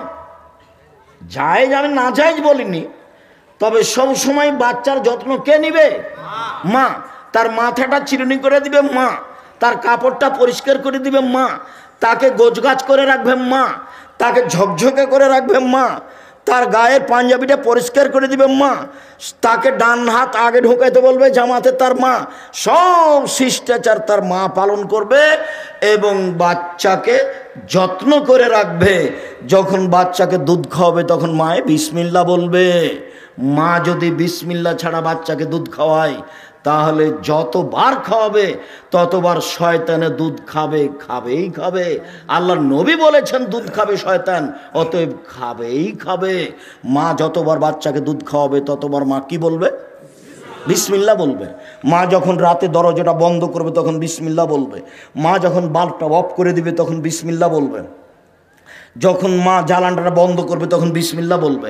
মা যখন তরকারির পাতিলে ঢাকবে তখন বিসমিল্লাহ বলবে। মা যখন আটার পাতিলে ঢাকবে তখন বিসমিল্লাহ বলবে। আল্লাহ নবী বলেন সব কিছু ঢেকে রাখো, খোলা রাখো না। রাতে কতগুলি বালা মুসিবত চলে, খোলা জিনিস যে খাবে তার রোগ ব্যাধি হয়ে যাবে। হাটে বাজারে এভাবে খোলা জিলাপি খাবেন না। একবারে ইয়ে সপ্তাহ সপ্তাহ খোলা পড়ে আছে আর আপনি কিনে নিয়ে চলে যাচ্ছেন। আল্লাহ নবী না করেছে। সূর্য ডুবার পরে বাচ্চাকে বাহিরে নিয়ে যাওয়া যাবে না, নইলে বাচ্চাকে জিনে ধরবে, শয়তান ধরবে। ছাদের উপরে নিয়ে যাবেন না, আগুনে নিয়ে যাবেন না। রাত যখন এসা কাছাকাছি হয়ে গেছে তখন নিয়ে যান। সব বুখারী মুসলিম এক টানা হাদিস এগুলো। আপনি ইউটিউবে দেখেন আব্দুর রাজ্জাক বিন ইউসুফ খাওয়া পান করার নিয়ম, খাওয়া পান করার নিয়ম আব্দুর রাজ্জাক বিন ইউসুফ বিস্তারিত দেওয়া আছে, আপনি দেখুন। সম্মানিত দিনী ভাই বোন, 4 অতাকুম আলাইহিন্না, আমার স্ত্রী যেন আমার বাচ্চাদেরকে পাহারা দিতে পারে। উপস্থিত বৈঠকের মুসলিম বোন, এই মেয়ে এই কথা বলছো কেন, কথা বলছো কেন? 4টা সিরিয়াল করো তো দেখি। তুমি মা, তুমি আদর্শ মা, তুমি বুদ্ধিমতী মা, তুমি মা, আপনি মা, আপনি বুদ্ধিমতী মা, আপনি হস্তিনী নন, আপনি ভালো মা। 1, বাচ্চাকে বিদ্যা শিখাতে হবে। 2, বাচ্চাকে শিষ্টাচার শিখাতে হবে। 3, বাচ্চাকে যত্ন করে রাখতে হবে। 4, বাচ্চাকে পাহারা দিতে হবে। এবার বলেন আপনি যে মেয়েটা মাথায় কাপড় না দিয়ে দেয়নি তার মা কি পাহারাদার? তার মা পাহারাদার নয়। আপনার নিজের জিম্মেদারি আর একজনের উপরে চাপিয়ে দিয়ে সফল হওয়া যাবে না। এইবার আপনার সাথে আর একটু থাকে উপস্থিত বৈঠকের মুসলিম বোন, এই ছেলে তোমার আমি কাছে আসছি, তুমি নিরাশা হবে না। কি বলেন তো আব্দুর রাজ্জাক সাহেব, আমার কাছে কি? আল্লাহ নবী বলছেন মালালা জারিয়াতাইনে, কেউ যদি 2টা মেয়ের লালন পালন করে, 2টা, হাত্তা তাবলগা, বড় হওয়া পর্যন্ত, বিবাহ দেওয়া পর্যন্ত, ফাহুয়া ফিল জান্নাতে হাকা যা, তাহলে সেই বাপ আর আমি জান্নাতে এভাবে থাকবো। 2টাকে জমা করে দিলেন, আঙ্গুল 2টা জমা করে দিলেন, 2টা মেয়ে। এবার বলছেন আনাওয়া কাফিরুল ইয়াতীম, কেউ যদি এতিমের লালন পালন করে সে আর আমি জান্নাতে এইভাবে থাকবো। ওয়াসারা বিসাবাব আলোস্তা, তর্জনী মধ্যমা ইশারা করলেন, ফাররাকা বাইনাহুম শায়ান, একটু ফাঁকা রাখলেন।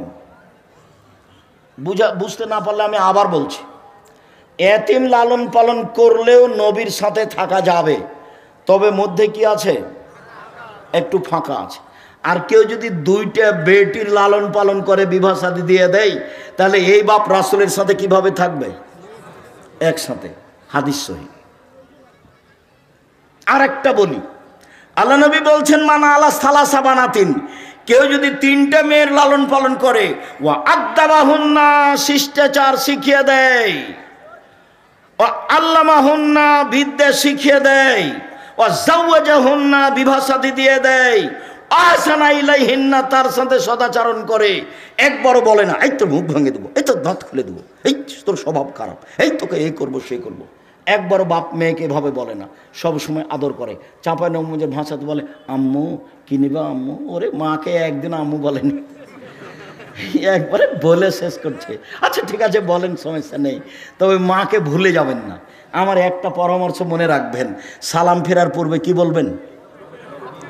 রব্বির হামহুমা কামা রব্বায়ানি সাগীরা।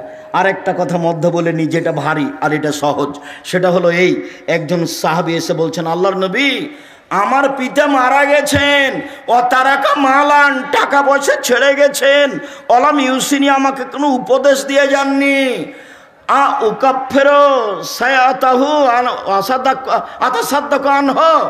আমি যদি তার নামে দান করি তার পাপ মিটে যাবে কি?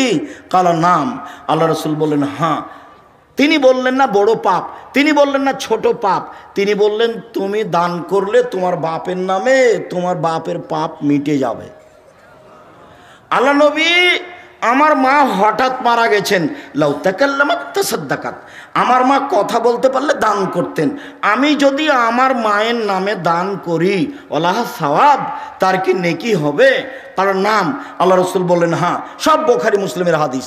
তাহলে মরা বাপ মায়ের নামে একটা থাকলো দোয়া আর একটা থাকলো দান। হজ করে বাপের উপকার করতে পারবেন না, রমজানের সিয়াম থেকে বাপের উপকার করতে পারবেন না, কোরআন তেলাওয়াত করে বাপের উপকার করতে পারবেন না, দিন মজুরি করে বাপের উপকার করতে পারবেন, দিন মজুরি করে। এই ছেলেরা আপনারা একবারে চুপচাপ থাকবেন, আমি শেষের দিকে চলে এসেছি, আর কেউ উঠে গিয়ে পরিবেশ নষ্ট করবেন না। মনে হয় এটা একটা কোনো প্রতিষ্ঠানের সহযোগিতায় প্রোগ্রাম, তো আপনাদের কাছে ছেলেরা যাবে, 10 টাকা হোক, 20 টাকা হোক, 5 টাকা হোক, 50 টাকা হোক, ফিরিয়ে দিবেন না।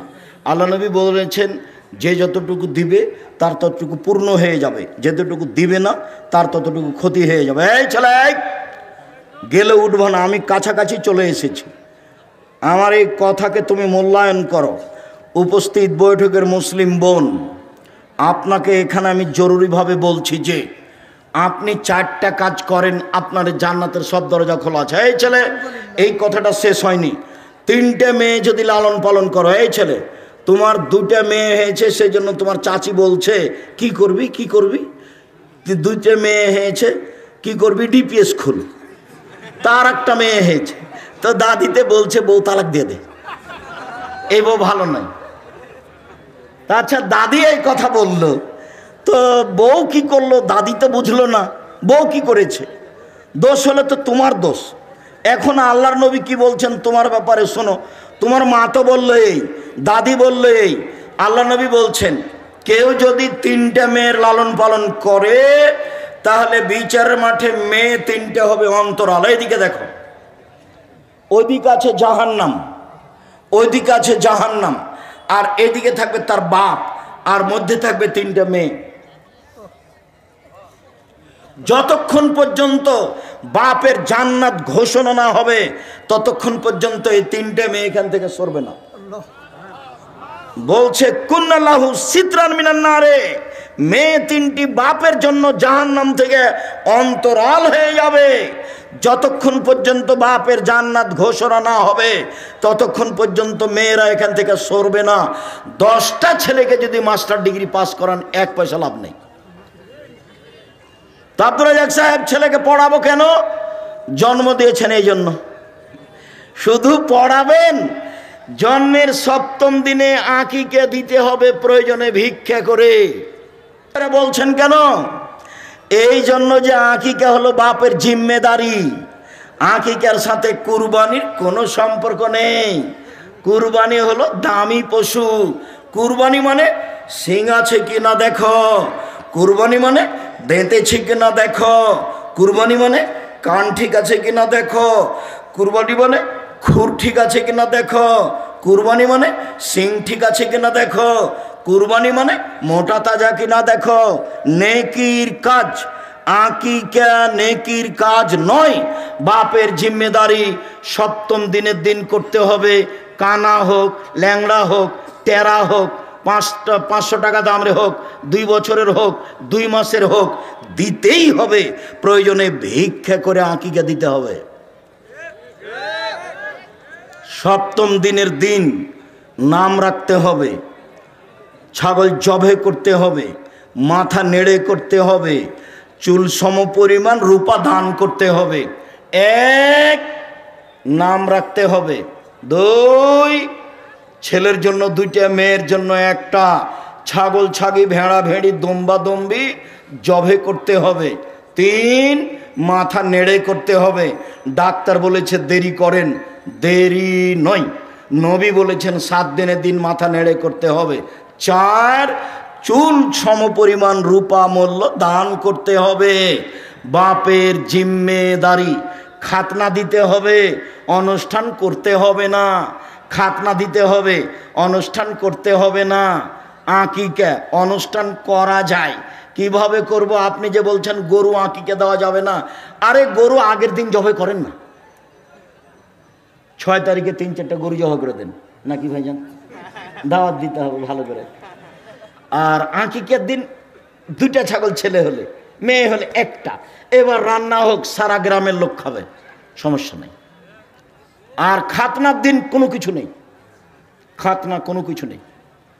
ছেলে এখন হাঁটতে পারে, পায়জামা পরাতে হবে, প্যান্ট নয়। পায়জামা পরাতে হবে, প্যান্ট নয়। টাকনুর উপরে থাকবে পায়জামা। মেয়ে এখন হাঁটতে পারে, পায়জামা পরাতে হবে, প্যান্ট টাকনুর নিচে পরাতে হবে, উপরে নয়। আর এই ল্যাংটা পায়জামা পরাতে হবে না। 2 ধরনের চলবে না, একটা হলো ঢিলে ঢালা, আর একজন ঢুকবে।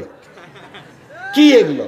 আর একটা হলো চিপা চাপা, পায়ের সাথে লেগে আছে, সব নোংরামি, সব বেহায়া। এই ছেলে, একটা কথা মনে পড়লো, আল্লাহর নবী জাতির সামনে আফসোস করে বলেছেন, পৃথিবীর মানুষ শোনে রেখো, আমার উম্মত ইহুদি খ্রিস্টানের সাথে মিশে যাবে, চাল চলনে, কথাবার্তাতে, কৃষ্টি কালচারে, পোশাক পাতিতে, লেনদেনে আমার উম্মত ইহুদি খ্রিস্টানদের সাথে মিশে যাবে। এইভাবে ডান হাতের বিঘত যেমন বাম হাতের সমান সমান সমান মিশে যাবে, ডান পায়ের জুতা যেমন বাম পায়ের সমান সমান সমান মিশে যাবে, কৃষ্টি কালচারে সমান সমান মিশে যাবে, নিয়ম নীতিতে সমান সমান মিশে যাবে, আদব কায়দাতে সমান সমান মিশে যাবে, বেহায়াইতে।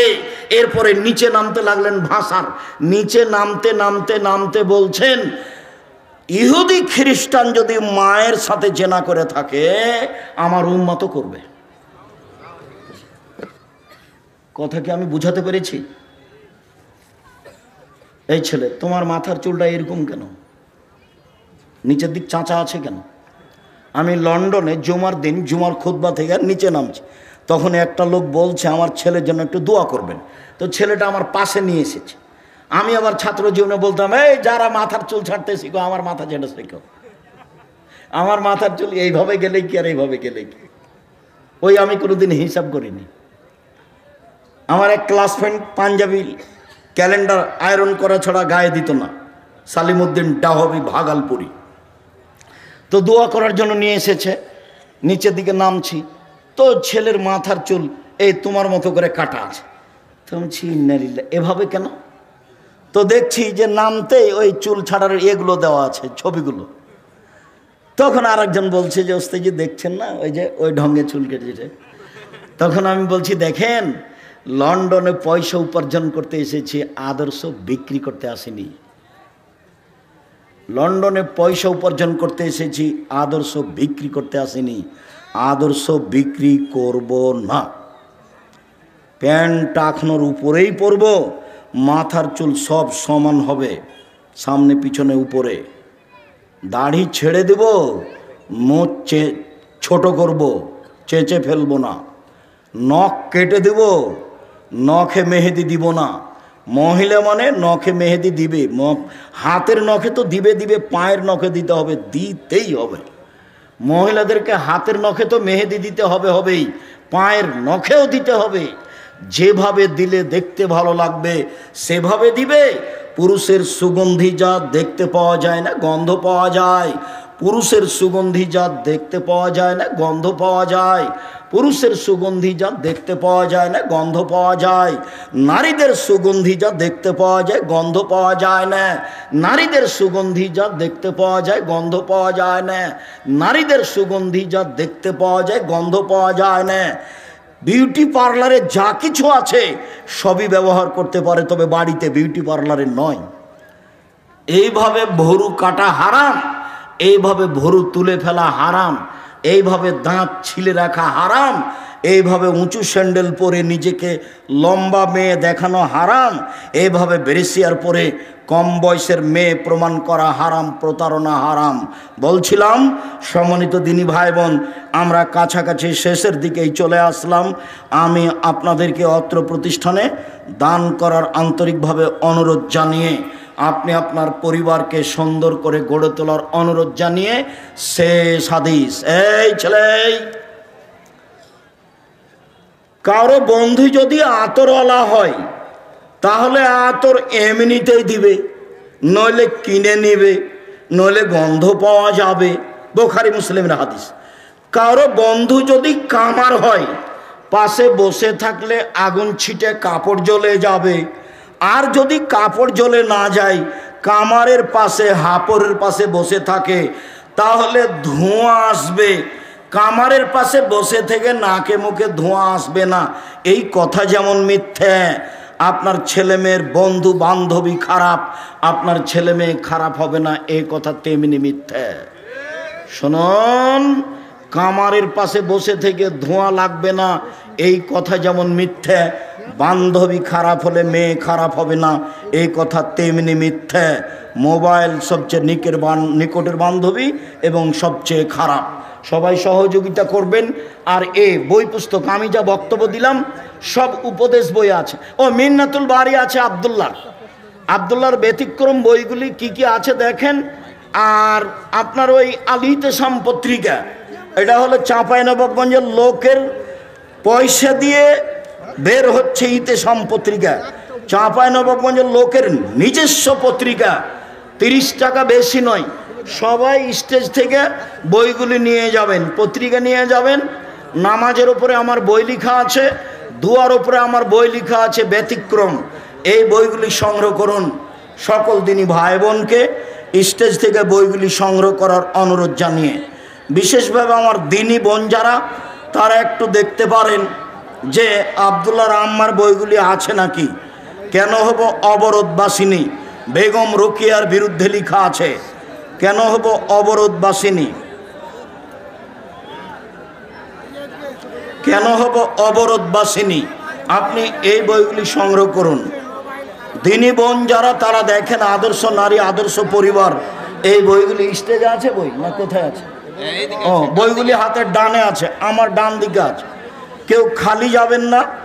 মুখে যা বলেছি কলমেও তাই করেছি, মিডিয়ায় তাই রেখেছি। অতএব সবাই বইগুলি স্টেজ থেকে নিয়ে যাবেন। স্টেজ থেকে নিয়ে যাওয়ার অনুরোধ জানিয়ে আপাতত আজকের মতো কথা আমি এখানেই শেষ করলাম।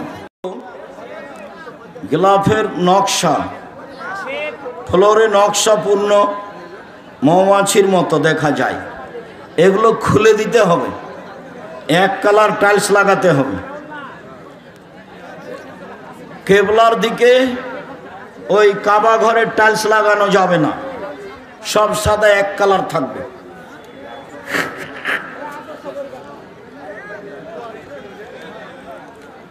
যে সকল মসজিদের ভিতরে কবর চিহ্ন করে থাকে, ওই সকল মসজিদের নামাজ হবে কি? জি না। কবরের আযাব স্বপ্নের মতো হলে পশু পাখি কিভাবে বুঝতে পারে? ওইটা মানুষে দেখতে পারে না, সেই জন্য স্বপ্নের মতো বলা হয়। ওটা পশু পাখি শুনতে পাবে, মানুষের দেখতে পায় না, সেই জন্য বলা হয়েছে। বর্তমানে এদেশের আইনে রাসূল সাল্লাল্লাহু আলাইহি সাল্লাম ও দুয়া অধ্যায় বইয়ে সকাল সন্ধ্যায় পঠিতব্য দুয়া সময়ের মধ্যে সাওবান রাদিয়াল্লাহু আনহুর বর্ণিত তিরমিজি ও মিশকাত হাদিসের মান দুর্বল। তুমি ভুল বুঝছো।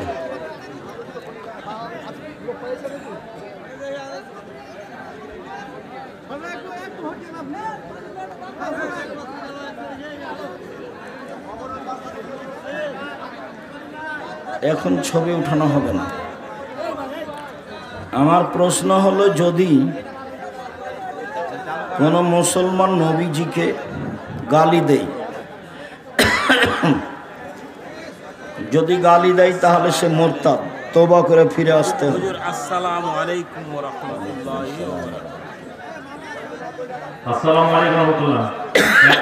একটি ফোন পাওয়া গেছে, একটি ফোনের পরিচয় দিয়ে ফোনটি নিয়ে যেতে হবে।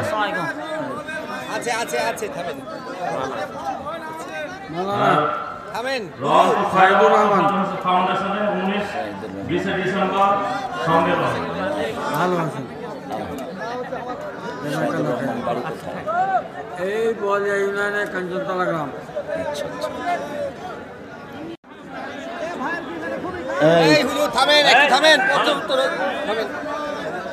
চেয়ারে বসে নামাজ পড়ার বিধান কি? সম্ভবপর চেয়ারে বসে সালাত আদায় করবে না, শরীর গতিতেই করবে। নিরুপায় যদি হয় একেবারেই, তাহলে বসতে পারে। কসর সালাত আদায়ের পর জামাতে ফরজ সম্মত পড়ার সুযোগ হলে আদায় করতে হবে কি? শায়েখ আসসালামু আলাইকুম, ফরজ সালাতের রুকু ও সিজদায় নিজ ভাষায় দোয়া করা যাবে না। শায়েখ আসসালামু আলাইকুম, স্বামী স্ত্রীর তালাক হওয়ার পর আবার ওই স্বামীর সাথেই পালিয়ে বিয়ে করলে ওই বিয়ের হুকুম কি? যদি 90 দিনের মধ্যে পালিয়ে যায় তাহলে আর বিবাহ করা লাগবে না, ঠিক আছে। আর যদি 90 দিন পরে পালিয়ে যায় তাহলে এখন জেনা হচ্ছে, ওর বাপ মা, ওর ভাই বা ওর চাচাকে বিবাহ পড়াতে হবে। 90 দিনের মধ্যে যদি মেয়েটা পালিয়ে যায় তাহলে ঠিক আছে, কোনো সমস্যা নেই। একই দিনে ঈদ করা যাবে না। সারা পৃথিবীতে বিভিন্ন সময়ে সূর্য ডুবে, বিভিন্ন সময়ে চন্দ্র উঠে হবে, বিভিন্ন দিনে ঈদ হবে, এটাই চূড়ান্ত। একদিনে ঈদ হয়, এটা বোকামি, হটকারিতা, মূর্খতা। স্ত্রীর হাইজ ঠিক হওয়ার পর গোসল করার পূর্বে স্বামীর সাথে সহবাস করতে পারলেও গোসল করাই উত্তম। কাপড়ে বীর্য লাগা সন্তানের দুধ পান এর সময় স্ত্রীর দুধ স্বামীর মুখে চলে যাওয়ায় কোনো সমস্যা আছে? জি না, কোনো সমস্যা নেই। নিজে থেকে খাওয়াটা বোকামি, চলে গেলে কোনো সমস্যা নেই। শায়েখ আসসালামু আলাইকুম। আসছে নির্বাচনে আমরা, আসসালামু আলাইকুম শায়েখ, দাড়ি কি সাদা রাখা যাবে? না, সাদা হয়ে গেলে মেহেদি দিতে হবে। আপনি যে দেননি, দিব ইনশাল্লাহ। শায়েখ, রমজান মাসে তারাবির নামাজ কত রাকাত? 8 রাকাত। 20 রাকাত থেকে বেঁচে থাকুন। 5 ওয়াক্ত সলাতের ভিতরে ও বাইরে কোন কোন আমলগুলো ভুল বা বেদাত? লম্বা কথা। ফরজ সলাতের পর ইমাম আর মুক্তাদি একসাথে মোনাজাত করতে পারবে? জি না, বিদাত। হাত তুলে দোয়া করার অনেক হাদিস আছে, সব ভিন্ন ভিন্ন, একাই।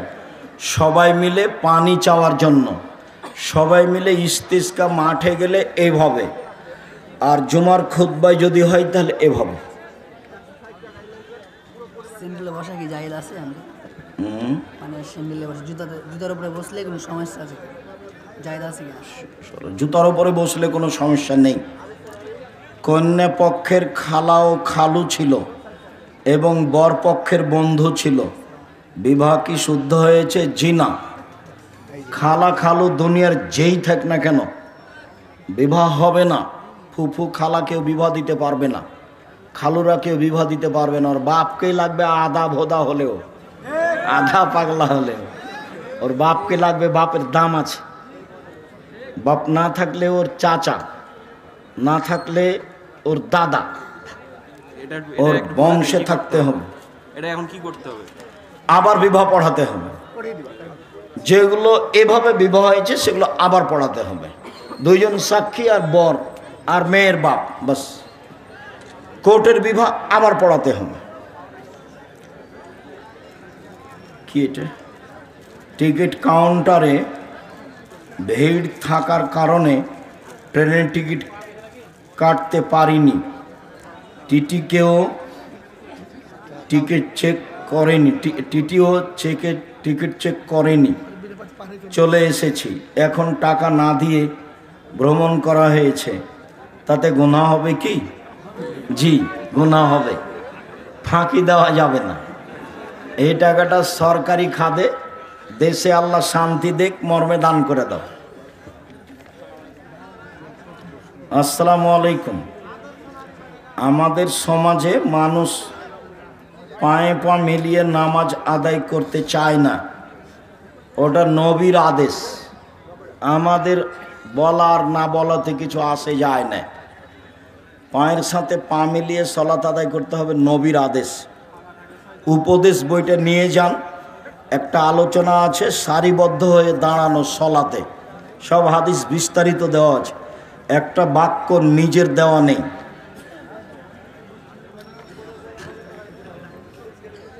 আরেকটি ঘরে ছবি যদি উল্টিয়ে রাখা হয়, উল্টিয়ে রেখা তখন রাখলে আসলে উল্টে ভেঙে ফেলতে হবে।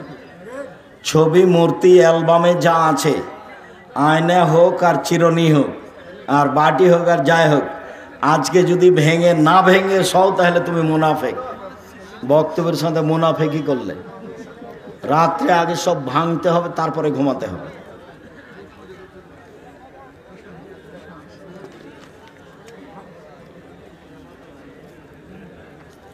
চলো মাসুম, চলো তাড়াতাড়ি করো। স্বামী যদি কথায় কথায় তালাকের কথা বলে, তাহলে তালাক হবে কি? তালাক উচ্চারণ করলেই তালাক হবে। এমনি যদি বলে তুই চলে যা, তোকে রাখবো না, তোকে রাখবো না, তুই বুঝতে পারিস না, তুই কিলে বুঝতে পারিস না, এগুলো একটা তো তালাক হবে না। মুখে তালাক উচ্চারণ করলে তালাক হবে। স্বামী যদি স্ত্রীকে বলে এখন কাজ করব, এখন কাজ করব, বাপ বলতে দিশা পাবি না, তাহলে কি তালাক হয়ে যাবে? জি না, তালাক হবে না। তালাক হয়ে গেলে করণীয় কি? এসব কথায় তালাক হবে না। বড় স্ত্রীর অনুমতি ছাড়া বিয়ে করা জায়েজ, তবে বড় স্ত্রী ছোট স্ত্রীকে কোনোভাবে মেনে নিতে পারে না। এটা বাংলাদেশের মাটি। বিবাহ একাধিক আল্লাহর আদেশ, তারপরেও না করাই ভালো। করলে সংসারে ঝামেলা আসবে, কষ্ট হবে, তখন বারবার কষ্ট পাবা যে কেন যে করলাম, কি যে ভুলটা করলাম। এই জন্য না করাই ভালো। ফজর সালাতের পর তবে করলে বড় স্ত্রীর অনুমতি লাগবে, এই কথা মিথ্যে। ফজরের সালাতের পর হাসরের শেষ 3 আয়াত পড়া যাবে না, পড়া বিদআত। হাসরের শেষ 3 আয়াত পড়বেন কেন? নাস ফালাক নাই দুনিয়াতে? নাস ফালাক এখলাস আছে। ফজরের সালাতের পরে 3 বার পড়েন, এখলাস 3 বার পড়েন, একবার কোরআন মাজিদ পড়ার সমান নেকি হয়ে গেছে। হাসর পড়বেন ওই সময়তে যখন কোরআন মাজিদ পড়ে শেষ করছেন, তখন। ওর মান কিছু নেই, আল্লাহ নবী বলেননি তার কিছু মান। যেটা মান দেখেছেন সে হাদিস জাল, মানুষের বানানো। আমি শেখ আহমদুল্লাহ, আমি নাম উল্লেখ করা কথা পছন্দ করি না। আসসালামু আলাইকুম ওয়া রাহমাতুল্লাহ। শেখ, আমার একটা পারিবারিক সমস্যা হয়েছে, কোরআন হাদিসের আলোকে সমাধান চাই। আমার স্ত্রীর সাথে মতের অমিল হওয়ার কারণে পারিবারিক ভুল বুঝাবুঝি সৃষ্টি হয়। এক পর্যায়ে মেয়ের পক্ষে কোর্ট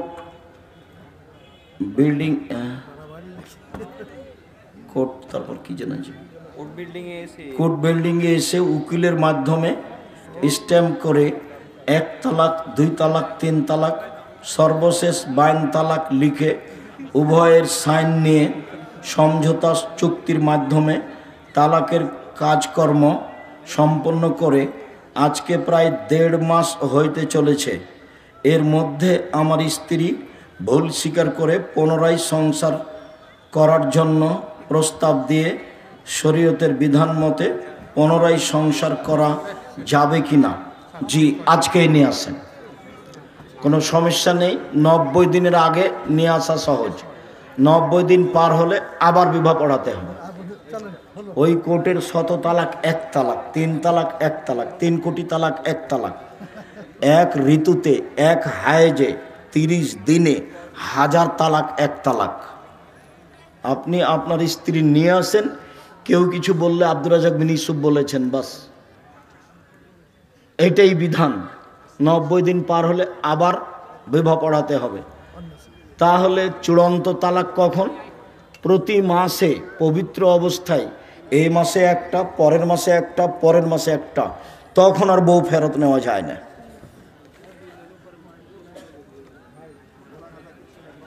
সূরা আয়াত নাম্বার 51, কোনো মানুষের এমন মর্যাদা নেই যে আল্লাহ তার সাথে সরাসরি কথা বলবেন, ওহির মাধ্যমে পর্দার আড়াল অথবা কোনো দূত পাঠানো ছাড়া। ব্যাখ্যা করুন প্লিজ। কি ব্যাখ্যা করব? হ্যাঁ, মানুষের সাথে আল্লাহর কথা হয় না সরাসরি, জিবরাইলের মাধ্যমে হয়। আর অন্তরাল থেকে যেটা তার অন্তরে জাগে, খোলাখলি কথা, এগুলোর কোনো ব্যাখ্যা নাই, তাফসির নাই। তাফসির মাহফিল করো, তবে চাঁপাইনবাবগঞ্জ আমার জেলা মনে রেখো, ধর্মের নামে মিথ্যা কথা বলে আমাকে কষ্ট দিও না। আমি যেভাবে বাংলাদেশের বক্তব্য তদন্ত করেছি, শতকরা 98 জন মুফাসসির মিথ্যুক আর শতকরা 95 জন বক্তা মিথ্যুক। তুমি আমার উপরে ক্ষিপ্ত না হয়ে তোমার তাফসির আমার সামনে পেশ করবা, তোমাকে আমি পাতায় পাতায় ভুল দেখাবো ইনশাআল্লাহ। হে মুসলিমগণ, তোমরা আনুগত্য করো আল্লাহর, আনুগত্য করো রাসূলের, এবং তোমাদের মধ্য থেকে কর্তৃত্বের অধিকারীদের। এখানে কর্তৃত্বের অধিকারী কারা? যারা এদেশে বড় আলেম তারা। কর্তৃত্বের অধিকারী বলতে আনুগত্য কি? কোরআন হাদিস যেভাবে বলতে বলছে, মানতে বলছে, সেভাবে মানা। তুমি যেটা বুঝেছ সেটা নয়। সেটা যদি হতো তাহলে সিলেকশানে হতো। ইলেকশান হলো খ্রিস্টান আব্রাহাম লিঙ্কনের কাল্পনিক পদ্ধতি, তাতে মুচিও নেতা হতে পারে। উমার বললেন তোমরা 6 জন বসো, নেতা নির্বাচন করো, ওটা হলো নেতা। শুক্রিয়া, জাজাকুমুল্লাহ খায়র। আল্লাহ আমাদের যারা